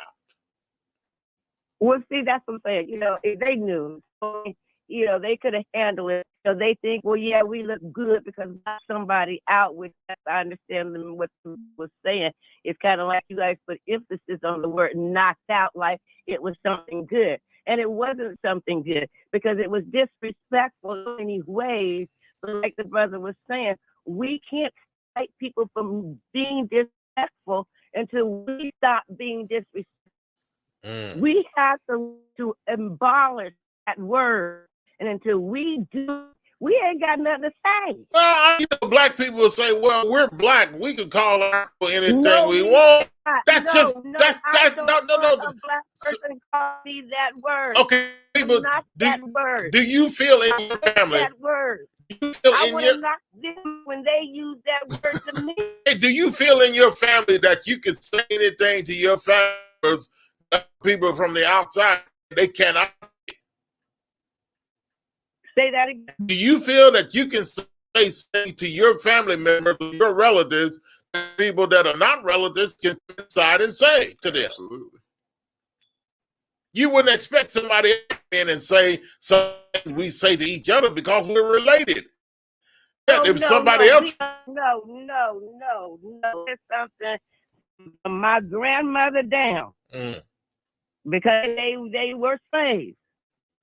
We do not say that word in our family, in our community, in our world. No, I do not, will not bring that word into my life. It is a negative word. It's a hurt word. It's a fire word. It's a kill word. Why would I use that type of vocabulary? Yeah, well, I agree. But he got knocked out for it, so yeah. You sure did. Hey, I would be careful. Okay. Let's take another step. Let's say he got knocked out and he hit his head, he died. Well, you don't have no right putting your hands on somebody because you don't know what the outcome would be. Yeah, that's true. You have a very, very valid point. I can't argue with that. You'd have to be sitting up in jail with murder on his head. True. You don't touch people out here nowadays. Yeah. Shy man, go get a gun and shoot him. Gonna knock me out in front of all. Crazy. Tell you, that's a good point, Karen. Thank you guys. I love listening to you guys. Know that. Thank you, Sharon. And you're in Washington. Washington or Oregon? Washington State. Washington. Okay. We appreciate you listening to the comments. We do. And yes, I just left the South. Yes, went through Myrtle Beach, Charlotte, North Carolina, Chicago. These are very different. It's true. And please do side chicken. Ooh, I know that's right. Chicken and ice and sweet tea. Lord, I never had sweet tea. Like. But it was very interesting out there in that part of the world. Oh, so you guys have a wonderful day. You too. Thank you. Thank you. Okay. All right. Sharon. Yeah, appreciate that. And abuse Jet said is a crime in Tennessee and many states. Yeah, true. And true. You know what? I get what Sharon said. She said things. And so it's things is very. Let me see here. Back.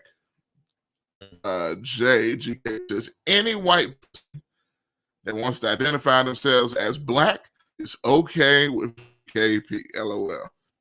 Now, just what I was thinking after that. Says, so a man identifying himself as a woman is okay with you too then. And Jet says bookmarked. So he's basically saving Jay's comment. Now, here's the thing. To me, either is okay. And the thing is, again, why I still don't white man getting knocked out is because it sets an example. You can't just say anything. As much as you say you can't just lay your hands on people, you can't just say anything to anybody and expect nothing. You don't know what you're gonna get. That's what you're gonna get. Not saying I don't care. Not saying it's okay. Not saying it's okay to knock him out. I'm just saying you don't know what to expect. Sometimes we have to watch what we say if you don't know what to expect. I mean, anything can happen to you when you say crazy stuff. Yeah, me, I did the guy got knocked. I'm not saying I would have done it. Yeah. I'm not saying everybody should. But let's go back to the phones. To accept. Jet to the show. Good afternoon on Friday. He's talking about whoop that white boy. He's doing that. Okay. All right. But I mean, good afternoon. What's going on? Whoop that trick. I don't care what Sharon says, KP, or nobody says. Try to make them feel right, make up a bunch of different scenarios. That's all because we don't have enough to go on. So I'll make a scenario too. And I think mine makes more sense because it didn't arrest the guy for knocking him out. So even if they came there to be another witness, this guy would be being up at one black guy said, "Hey man, don't do that to him, trying to be peaceful." The guy then directed his comments directly at him, made him being belligerent to him and harass him. And at that point, it was okay for him to get knocked the F out. And that's what happened. He got laid on his R's in there, and you can say that they knew who he was and he was like, I don't know how you go from that age to that in that conversation. Yeah.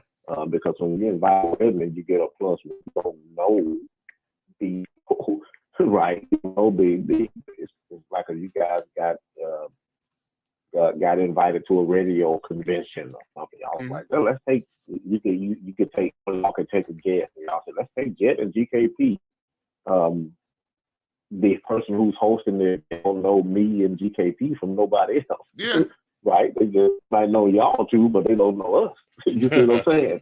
And, exactly. And even at that, and you might know that the person gets a little nutty when drunk, or whatever, but for some reason when he saw this one black guy at the party, he decided to accept him because he said it where he could get away with it. And I didn't know he's gonna act a fool. You see what I'm saying? At somebody's wedding, you know. That's exactly the point I want to make. And I think just one more thing in there to your point, Jet, is and I want to clarify, this is not a black wedding. I think some people, because of black there was these black folks getting married. We all married. But it sure doesn't seem like it was a black wedding because I didn't know they allowed black people in here. So it couldn't have been that many black folks at all. Yeah, that's why I got the option that it wasn't, that he was one of the only few in there. Yeah. You know? So, and then the fact that the guy tried, beg off, say, hey, whatever. I can almost see it in my mind where the guy's like, I don't want to do this because I know, he probably knows whoever knows him.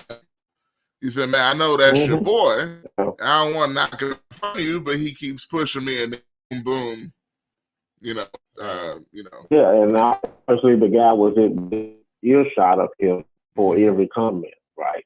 I'm assuming like if we're gonna learn in the story and pick up on clues and hints, I'm gonna assume that this was a white because he said I didn't know they're allowed in places, okay? The black setting saying that, right? And so I would assume that after his first comments, the black dude was going to move away from this guy. He in this place, he would challenge him in his setting. I'm thinking, ooh, these people right here, I'm probably getting ready to leave. The white guy spots him and decides to follow or make sure he gets what he's saying. And then the black guy did. Get him to hush or comment. and it probably got worse from there, drinking or whatever. One of the reasons the police probably didn't arrest the guy is because they want that smoke, right? Because if I arrest him, then it's because and I might have to fire you, right? Even if what you did crime, your racist behavior is not conducive or someone who could be on the police force and police community, right? So they probably want to save him. They probably like keeping your life is bigger than arresting for simple assault. And right?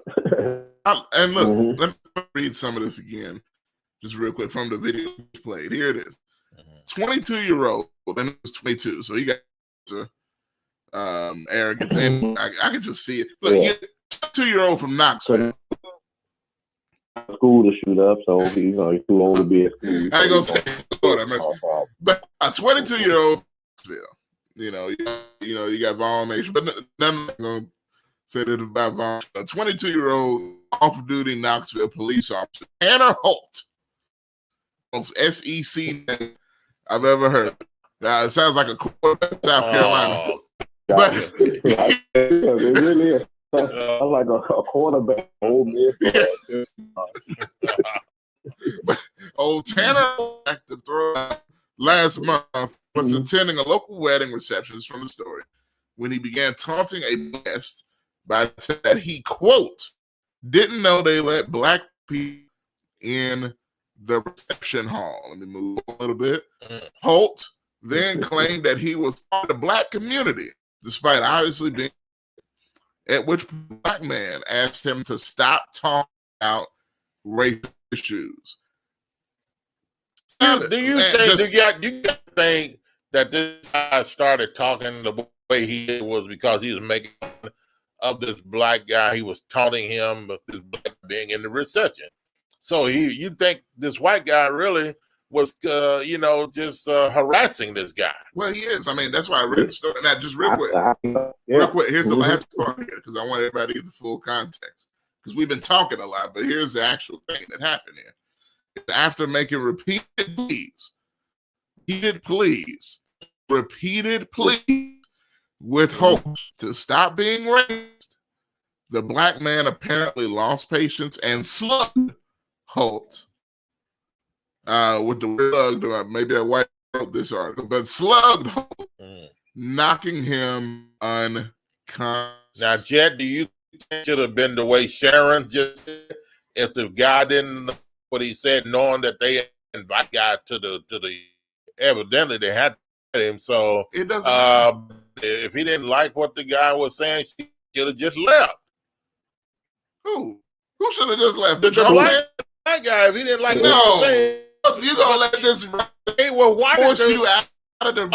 Why did the people that to the party? Why did allow him to stay then if they knew? Well, that's something. To me, they allowed that guy to stay who had a problem. They allowed him to stay, and then white who was making the comment. I think now you get to individual.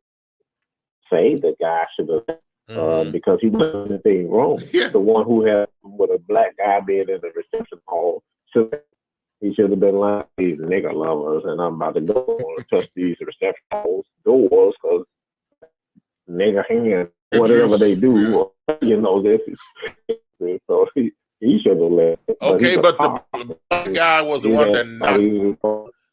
The black was the one that knocked him out. The black guy knocked him out, Jet. So he could. If he didn't like what he was hearing, and he should have just he had the right to stay at the overlook it from him or something. He just took it on right and just knocked the game out, and so just now I know Bob is in different situations. I know that's what you're doing, but I know funny thing is there are other people that are serious with just playing there, but I know other people that are serious and would say, hey, why didn't he move away? Why didn't he just walk kitchen and help cook the food? And so they go out. Why didn't he just walk outside and run? We know black people can run. Why didn't he go out there and run and calm himself down? No. Why did the white guy get drunk and confront this black dude that's in his own business? Okay, now here's the thing too, guys. People put the onus on the guy. Was this the only person in the party? If he wasn't the only black party, then why would he, as a black person, choose to knock this white person out, and none of the other black people did? Well, he went because the other two were named GK. Exactly. Why? What they said? Oh, he's just joking, playing around. He says the N-word. He gotta put that rope around his nigga. He wants. Lord, man. Look, AP even in the comments here, he's just joking around with. Yeah, I don't believe that. You don't believe that. Don't try to bag off now. Transgenders and stuff. Yeah. And Steve Williams already told me, tell him to work on his campaign. You know what? I heard Bruce Jenner. Yeah, he run for school board. The city school. See, look, I heard Bruce Jenner, aka Caitlyn, now. Running for governor. Yeah, I heard he's thinking about running for governor of California. And the transgenders, man, him, something he said wrong. They don't need a bathroom or something. They lost all his votes. And it's funny because he's right. They need a transgender bathroom. Right. I mean, look, I know people just ready to cancel me. It's to see what I'm saying right now, but I don't really look. It's with transgenders. They should make a trans section if they want that. Don't run as a man against all these. Yeah, I mean now, to create 3 bathrooms now. Male, female, transgender. Come on, just her. That's the only one it should be. But I mean, one with a skirt on, another with pants on. What kind of picture they gonna put on the door with the transgender? Both. Pants on one end and dress upside down. I mean, come on. Yeah. I have one with a skirt on with some polka dot skirt. 3 legs. 3 legs. Yeah, 3 legs. Yeah, 3 legs. This is terrible. I'm gonna go. Yeah, See, oh boy, I tell you what, we're gonna get out of here. Save us. 901-213-20. Will next minute if you want to make a call, talk within the next couple of minutes. Stick around to call 901-36020. What do you think? So GK is ain't nobody putting nothing around my buddy. He says the Jet, not even a necktie or a necklace. Oh. So Jet don't wear necklaces? I mean, GKP don't wear necklaces? Well, that's good to know. He doesn't wear a necklace. One of those dudes that wear those soft heart-shaped necklace. Yeah, them chain that you buy is $10. I'm kidding. Well, hey, they gold and then all of a sudden silver. Oh man. I don't know. Anyway, but they sell them that cheap stuff. I don't know. I don't think I've seen wear necklaces or chains. No, well, there's nothing wrong with a chain, but necklace it makes it sound like one of them hearts, one of those heart pendants. Yeah, one of them hearts. You wear when you going to the. Yeah, well, yeah.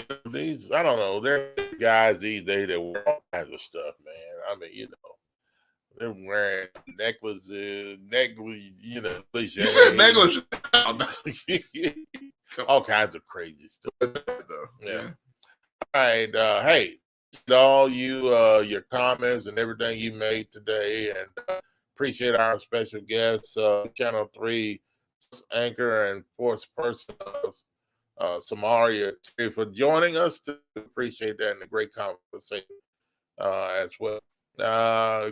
He says my chain is worth a lot more than $10, buddy.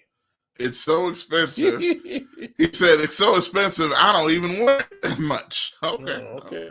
Why would you buy it then if you not want to wear it? It's me. Folks be buying stuff and then set it back on the shelf somewhere. Why did you even buy it and then not want to wear it? You know, that don't make sense to me. I think only black people do that. So we go with the black people. You buy a car, set it in the driveway, don't drive it. Well, it's too nice. Ooh, I mean, yeah. Wipe it off now and then, wash it. Now I know folks do that. I do know people that do shoes, like Jordans. Yeah. They get some, $200, $300 shoes. Oh, wear those.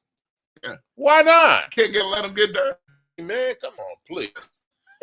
I put them things on if I have to walk in whatever. Hey. Yeah. Because I had money, buddy. And what JKP said. Okay. See. All right. Yeah.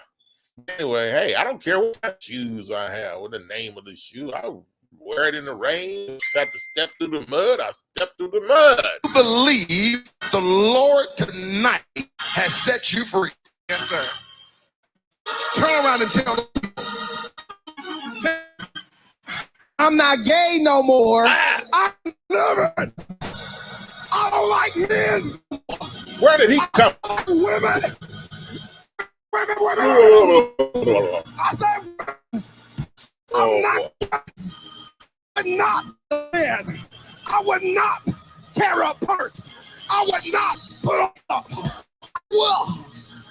will love a woman. Oh, women. Wrong for Listen, that. You wrong for that. That go way. Dug that out. That's reporter, man. Ain't gay no. Well, yeah, I mean, I'm sorry. Yeah, come on. Not Brandon. Oh, no. Not my buddy Brandon. No. This guy. Yeah. And he's that guy last time I remember, he was out selling some books about him being gay or some statements. He was on TV selling some. I don't know. Oh, and check it out. Brodell says with a lot of sugar. I'll see. I'm seeing. Okay, all right. I should have known. Yeah, I should have stayed around. Brodell says in Memphis with these Infinities, them cars, Infinities, buying a new car and it might not be a bad idea. Do you know, and have you heard this? It's in Memphis, I heard several people say this. Beware at these intersections. You know, where these folks be crossing and they'll be looking. Beware because they just be driving and not. Yeah. So if you got an Infinity, yeah. I'll come back gay again. Okay. Welcome to the show. Good afternoon on a Friday. I'll come back gay again. Turn back gay again. I will. No. See, we can't have that. We gotta hang up. We can't have that kind of stuff, man. What are you talking about? Again. You mean turn back gay again? You either gay or you're not, unless you got delivered, man. What are you talking about? I'm not delivered no more. Okay. I get it. Woo! Oh God. I will. Love a man. Okay, all right. Yes. Yeah. All right. Man, y'all already know who it is. Yeah, that's crazy. Y'all stop that. This I had on that one, man. I was trying to let y'all get out of here. Don't play nothing like that. You know what I'm saying? You done ruined the whole Friday. You had this special guest on here. Oh, man. You want to close it out with this. See that? You know, this guy here. Let me just say that. What I mean. I mean. Oh, man. Woo. All right, man. Jet said you. Jet said ain't no more. I mean, how? Jet said you got. Why did you stop being gay? because they was playing the praise break for a minute. Well, you had a little peek for a few minutes. Having the guy got enough to get that money all down there to you. See there. See, yeah, they did bring him a lot of money. Yeah. He said he walked out of there. Brother racked up. You seen all the money? You know what I'm saying? You know, even the ones that were still. You know what I'm saying? They ran up there. Like, well, if one of us can be saved, we'll let him go. Okay? Oh, man. That's what they say. Don't nobody get offended. These are the words of me and do not reflect the Talk Back Live with Bob and Josh. We're having fun. It's a fun Friday. Yeah. And if you don't like it, then that's your problem. Yeah. Hey, Frankie made a statement, John. Looking at him, triggered about Nevada having a transgender as their representative in the Miss USA pageant. Oh, they did. Look, the Miss Nevada was a transgender. You're kidding me. And she of course. Well, you need to file a lawsuit right now. They need to call me. Because the way he can have a miss if he's still a miss. I'll tell you. Man, I didn't know that, Frank. Oh my God. There's no way he can have this if he's still a miss. I know what I'm going to do. I'm going to sue. Okay? I'll be standing up here doing all their talent and stuff like that. And here come this bruh. Decides he want a little dress. Come up here, talent. Just baking cakes. Come on, man. You got to stop that. I'm not a fan of that. Honestly, women should be offended at that. Especially in Nevada. And the one represent all women in Nevada is a transgender. Yeah, exactly. Yeah. I mean, come on. That's okay. Where's the Me 3 movement? Yeah. Okay. Well, not only that, man. Hey, come on. You transgender out of all of them in the state of Nevada, they have to take a back to that. No, prettier than him, Bob. No. That's ridiculous.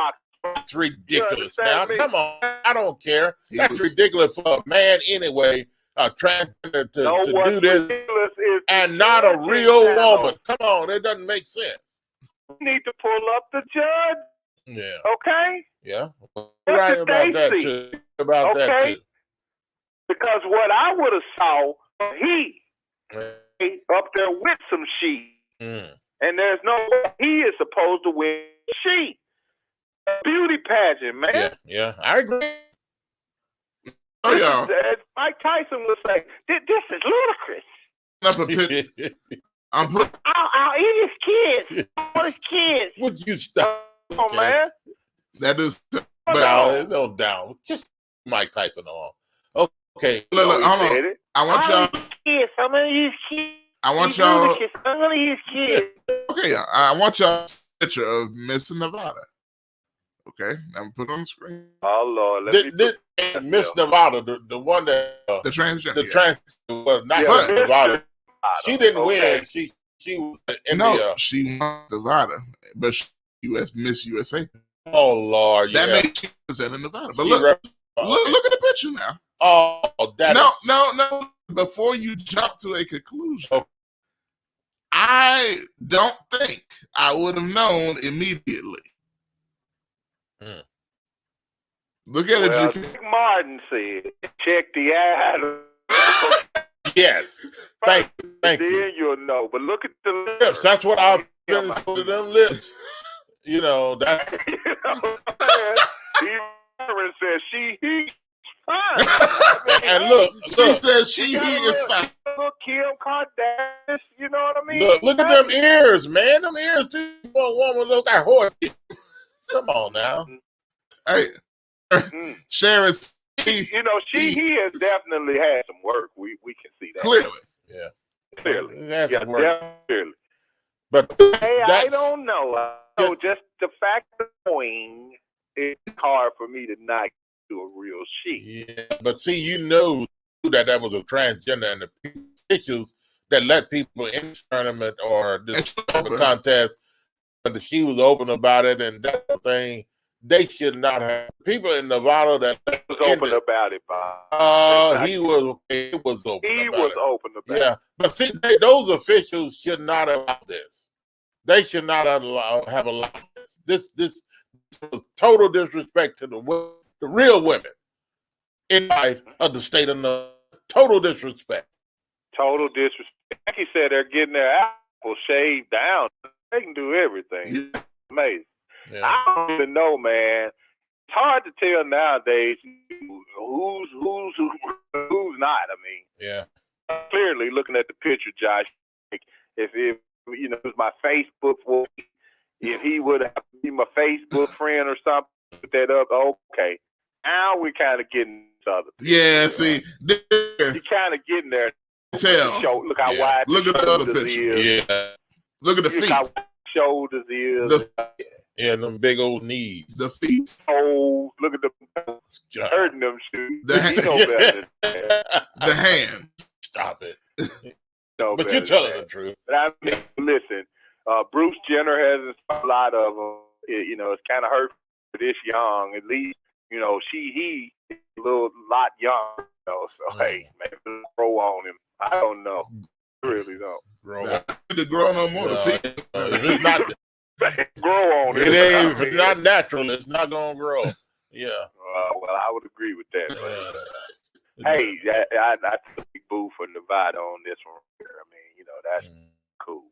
That ain't it's not cool. And like I said, these are my opinions in no shape or fashion phobic, but I'm heterosexual. Okay. Well, I think the state of they may not get any to participate if they allow this stuff to happen. Women would say, well, hey, if they allow this type of happen and can win, then, no reason for us, for women, to participate anymore. And it's going to happen when they have a little beauty room, get sometimes about the cup. Oh, no. And imagine him jumping to the he gonna beat him down. in there. Yeah. He going to beat him up. Yeah, he'll clear the room. If he's a real man, he can clear the room. Can you imagine a real man walking in the bathroom with your mama, your grandmama, your sisters, and cousins in the women's bathroom, walking there? In his eyes, said that the thing or whatever it is still a man. I don't care what you say. And you're putting putting our in a position to where they're being compromised here. It's a tweet. Frankie said, "Look at the feet." Yeah, feet and the hands. Yeah, they're getting what you say? The Adam's apple shit. Oh, yeah. Yeah, I'm reading your tweet here, Josh. Go ahead. So here's a tweet. Then this viral this week. Ironically, I got on the screen as Destiny there.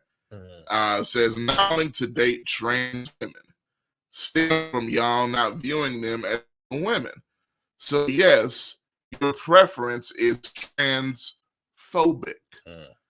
So what this person saying is that me saying because I don't want to date a trans woman means that I am transphobic. And okay, well, I am being trans in that case. Okay. As I like Jet said in the comments, you know what I'm saying? Oh, yeah. I don't really care how good it looks. I just don't want to have sex, hug, kiss, or gaze into no man's eyes. You understand? Yeah. That's just what it is. Okay? Hetero till I that. Okay? And if I don't know and you tell me, I'm probably gonna be in jail for 6 feet for sure. Yeah. I'm through with that. Yeah, that's real. Hey, play with me if you want to. Cause look at what Josh just put up there. They'll do it. They the will lady lie. already said they shut Adam's apples down now. Yeah. You know, and see, here's the thing. And they never really want to tell probably till after. That's why, I'm just put themselves in these situations. Because they do it, and then the moment y'all wake up, and they look a little different, you want to go, You know, I'll trying to tell you before we got in. Let's go for You know what I'm saying? Yeah. And the brother sitting there like, what? It's cool there to say, you know, that's why it feels. But I mean, okay, but do they change their voice? How do they change their voice? They don't change their voice. Well, they train. I mean, you know, they try to train. But no, I don't think there's no way in the world a transgender or somebody that's acting a woman that's not a woman. I don't think there's no way in the world you can. Then I don't understand. You don't sound like a woman. I mean, they good now. I don't care how. All these surgeries. I'm telling you, and they practice these type of things. You got to be careful, man. I mean, there's all kinds. Look, of there are trans women. Trans women is man now. You know, you know what I mean? Yeah. Those that they way more convinced. And even this Miss Nevada, if you like pictures, they can still tell by certain signs. Yeah. But right, like let's say you walk on the street, you would be. Yeah. And it's frightening. Right. It really is. Exactly. That's what it is. So that's why I stay out of certain places.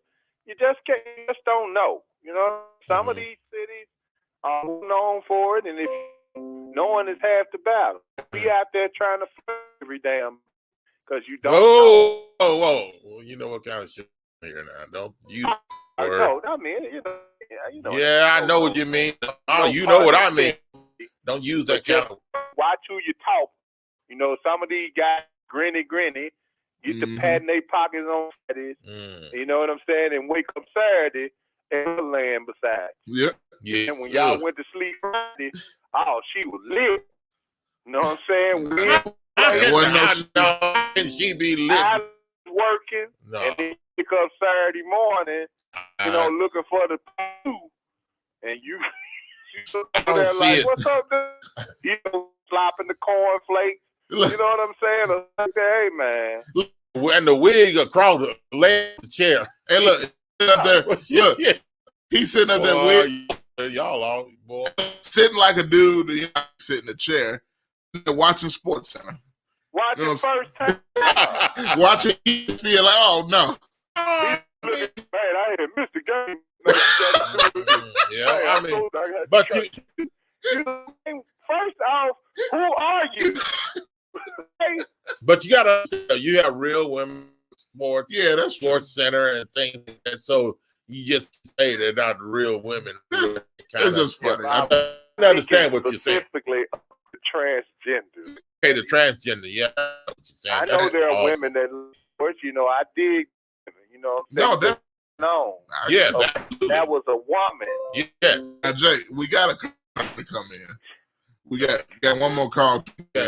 So we got. Y'all go with the one more call. Somebody else is going to call. Okay. But it's good, brother. You know what I'm saying? I've enjoyed my day in this conversation. Okay, y'all know who it is. Man, don't ever steal my man. Know what I'm going to do. Man, get off. We got another call coming. You still running. Know who it is. Yeah, I this guy don't know how to hush his mouth. That's my buddy, though. Oh, Lord. Sharon Track one more time. Sharon Track one more time. I see you coming in several times there. Yeah. Okay. Anyway. Okay. It's probably last call. Yeah. The show. Welcome to the show. Hi, you guys. This is Sharon. Yeah. Hey. You know, first, I'm clear that I'm not a supporter of the people who are changing from what God has created. Yeah. But I have to kind of really think of how much you have to go through with the medical, transitioning their organs, the lip, the wigs. That's a lot. It's incredible. It's totally incredible for a man to reform himself to be that pretty. Yeah. Yeah. Okay, it is. To me, it's art. It's really a lot of art, a lot of work. And if America thinks she won, is fine by me. It's a lot of work. Okay, so you're saying that he goes through all the work to do that, then we should accept it because it costs a lot of money and he goes through a lot because he goes through. No, I'm not saying it. I'm saying it's that they create and they do a wonderful job at it. And anytime you have something you want to create, it's time, effort, and you should be respected for what you have created. Okay, no matter if it's right. It's like a that painting. artwork, what they have done is amazing. Shouldn't we respect what the way God created for it to be? Don't you think that's the only way it should be because that's the way He made it? Yes, but that's not how we live. That's not how like we with live. the word we were talking about. You're right. You know, You're right. if we're gonna knock somebody out, we got to think how we think. Okay, so I'm supposed to, okay, he and she in the Bible, God made male and female. For this shall man leave his father and mother and cleave or marry his wife, and they two shall be one flesh. What therefore God has joined together, let not be put asunder. So man is put asunder, male and female marriage. What I'm trying to do is put transgenders and all this other stuff. That's putting asunder what God said. So you mean tell me I'm to reject what He said and then accept what they're trying to do? No, I'm saying you got. I mean, you can't have them both. You can't have them both. Who do you? But you have to stay on your path because I too grew up with a man who now is a full woman and is married. Okay. Now his husband as a woman, okay? It's like another person grew up who has both parts, and he's still a man and a woman. No. But God made him like that, and whoa. God made who like what? We have a person here that we grew up with that has both parts. Okay, God made him like that. What's saying they're born? Right. They were born with both parts. Right. That's not. Is that the way God made them? Is that the way? Whoa. Is that the way God made them, or is that a defect? No, that's how he was born. Okay, that's how he was born. But is that the way God? Is that the way God made us to be? Well, I don't. God makes people all different. He made us. He says he made us male and female. One male and then another one female. And I believe God, that's still God's child. No matter if he has both. Yeah, I believe that he can be God's child if he chooses to believe in the Lord. But in that type of situation, what do? Say, okay, God did this. No, it was done because of sin. So things happen because of sin in the world. And we refuse to go. God tell us to go. And so therefore, these type of things manifest in our lives. And what is called, it is a manifestation of the way this world is living. Therefore, you reap what you sow. If you reap sin, you're going to reap sin, destruction, and all kinds of evil. And this is what we reap. Just to be kind of clear. But that's not for us to judge. That's for God to judge. And don't go. I'm not going to say this. I know what I'm talking about. Here's the thing. These people are in this world and they don't have the right to be chastised in any way. I don't judge. I don't judge those people, and I don't hate those people, and nobody should. Nobody should. Even if you're a transgender, nobody should hate them. If anything, if you're a Christian, try to love them. I don't agree with them. Okay, but you love them in the way to where you try to introduce Jesus to them, and hopefully it'll turn their lives around and change them. That's what I'm coming from. Yeah, and the only thing, I just want to say with the two parts real quick to clarify what Bob was not saying. He was not saying that person necessarily did something wrong, and that's why the baby was born that way. No, he wasn't saying that. I just wanted to be sure. No, that's not you what didn't I'm think saying. that's what he was saying. No. Yeah. Well, because I mean, his husband even said to me, "Well, I got both worlds. I didn't take it any farther. I don't know by that. I didn't want to know what by that." Yeah, it's kind of weird. We did grow up with, is she? And you know, she looks like a girl in the face, and her feet are big, but you know, she's really pretty in the face, but she is a man and a woman and one body. Right. Okay. And All right. she's not gonna do no surgery and change anything. She was raised as a girl, but you can tell as she's gotten older, there's something different about her. Okay. All right. Sharon, Okay. hey, I just wanted you guys to look at it more than just one way. well, what I'm saying, I'm not agree with it more than one, but about it is, that's I understand your point, what you say, but still, we sometimes we try to use phrases and situations and try to eat it and make it feel comfortable. People that are in the wrong, and I understand what you're saying, but we can't make it, on such a sin. We just can't do it. Sharon, thanks for the call. Thanks, Sharon.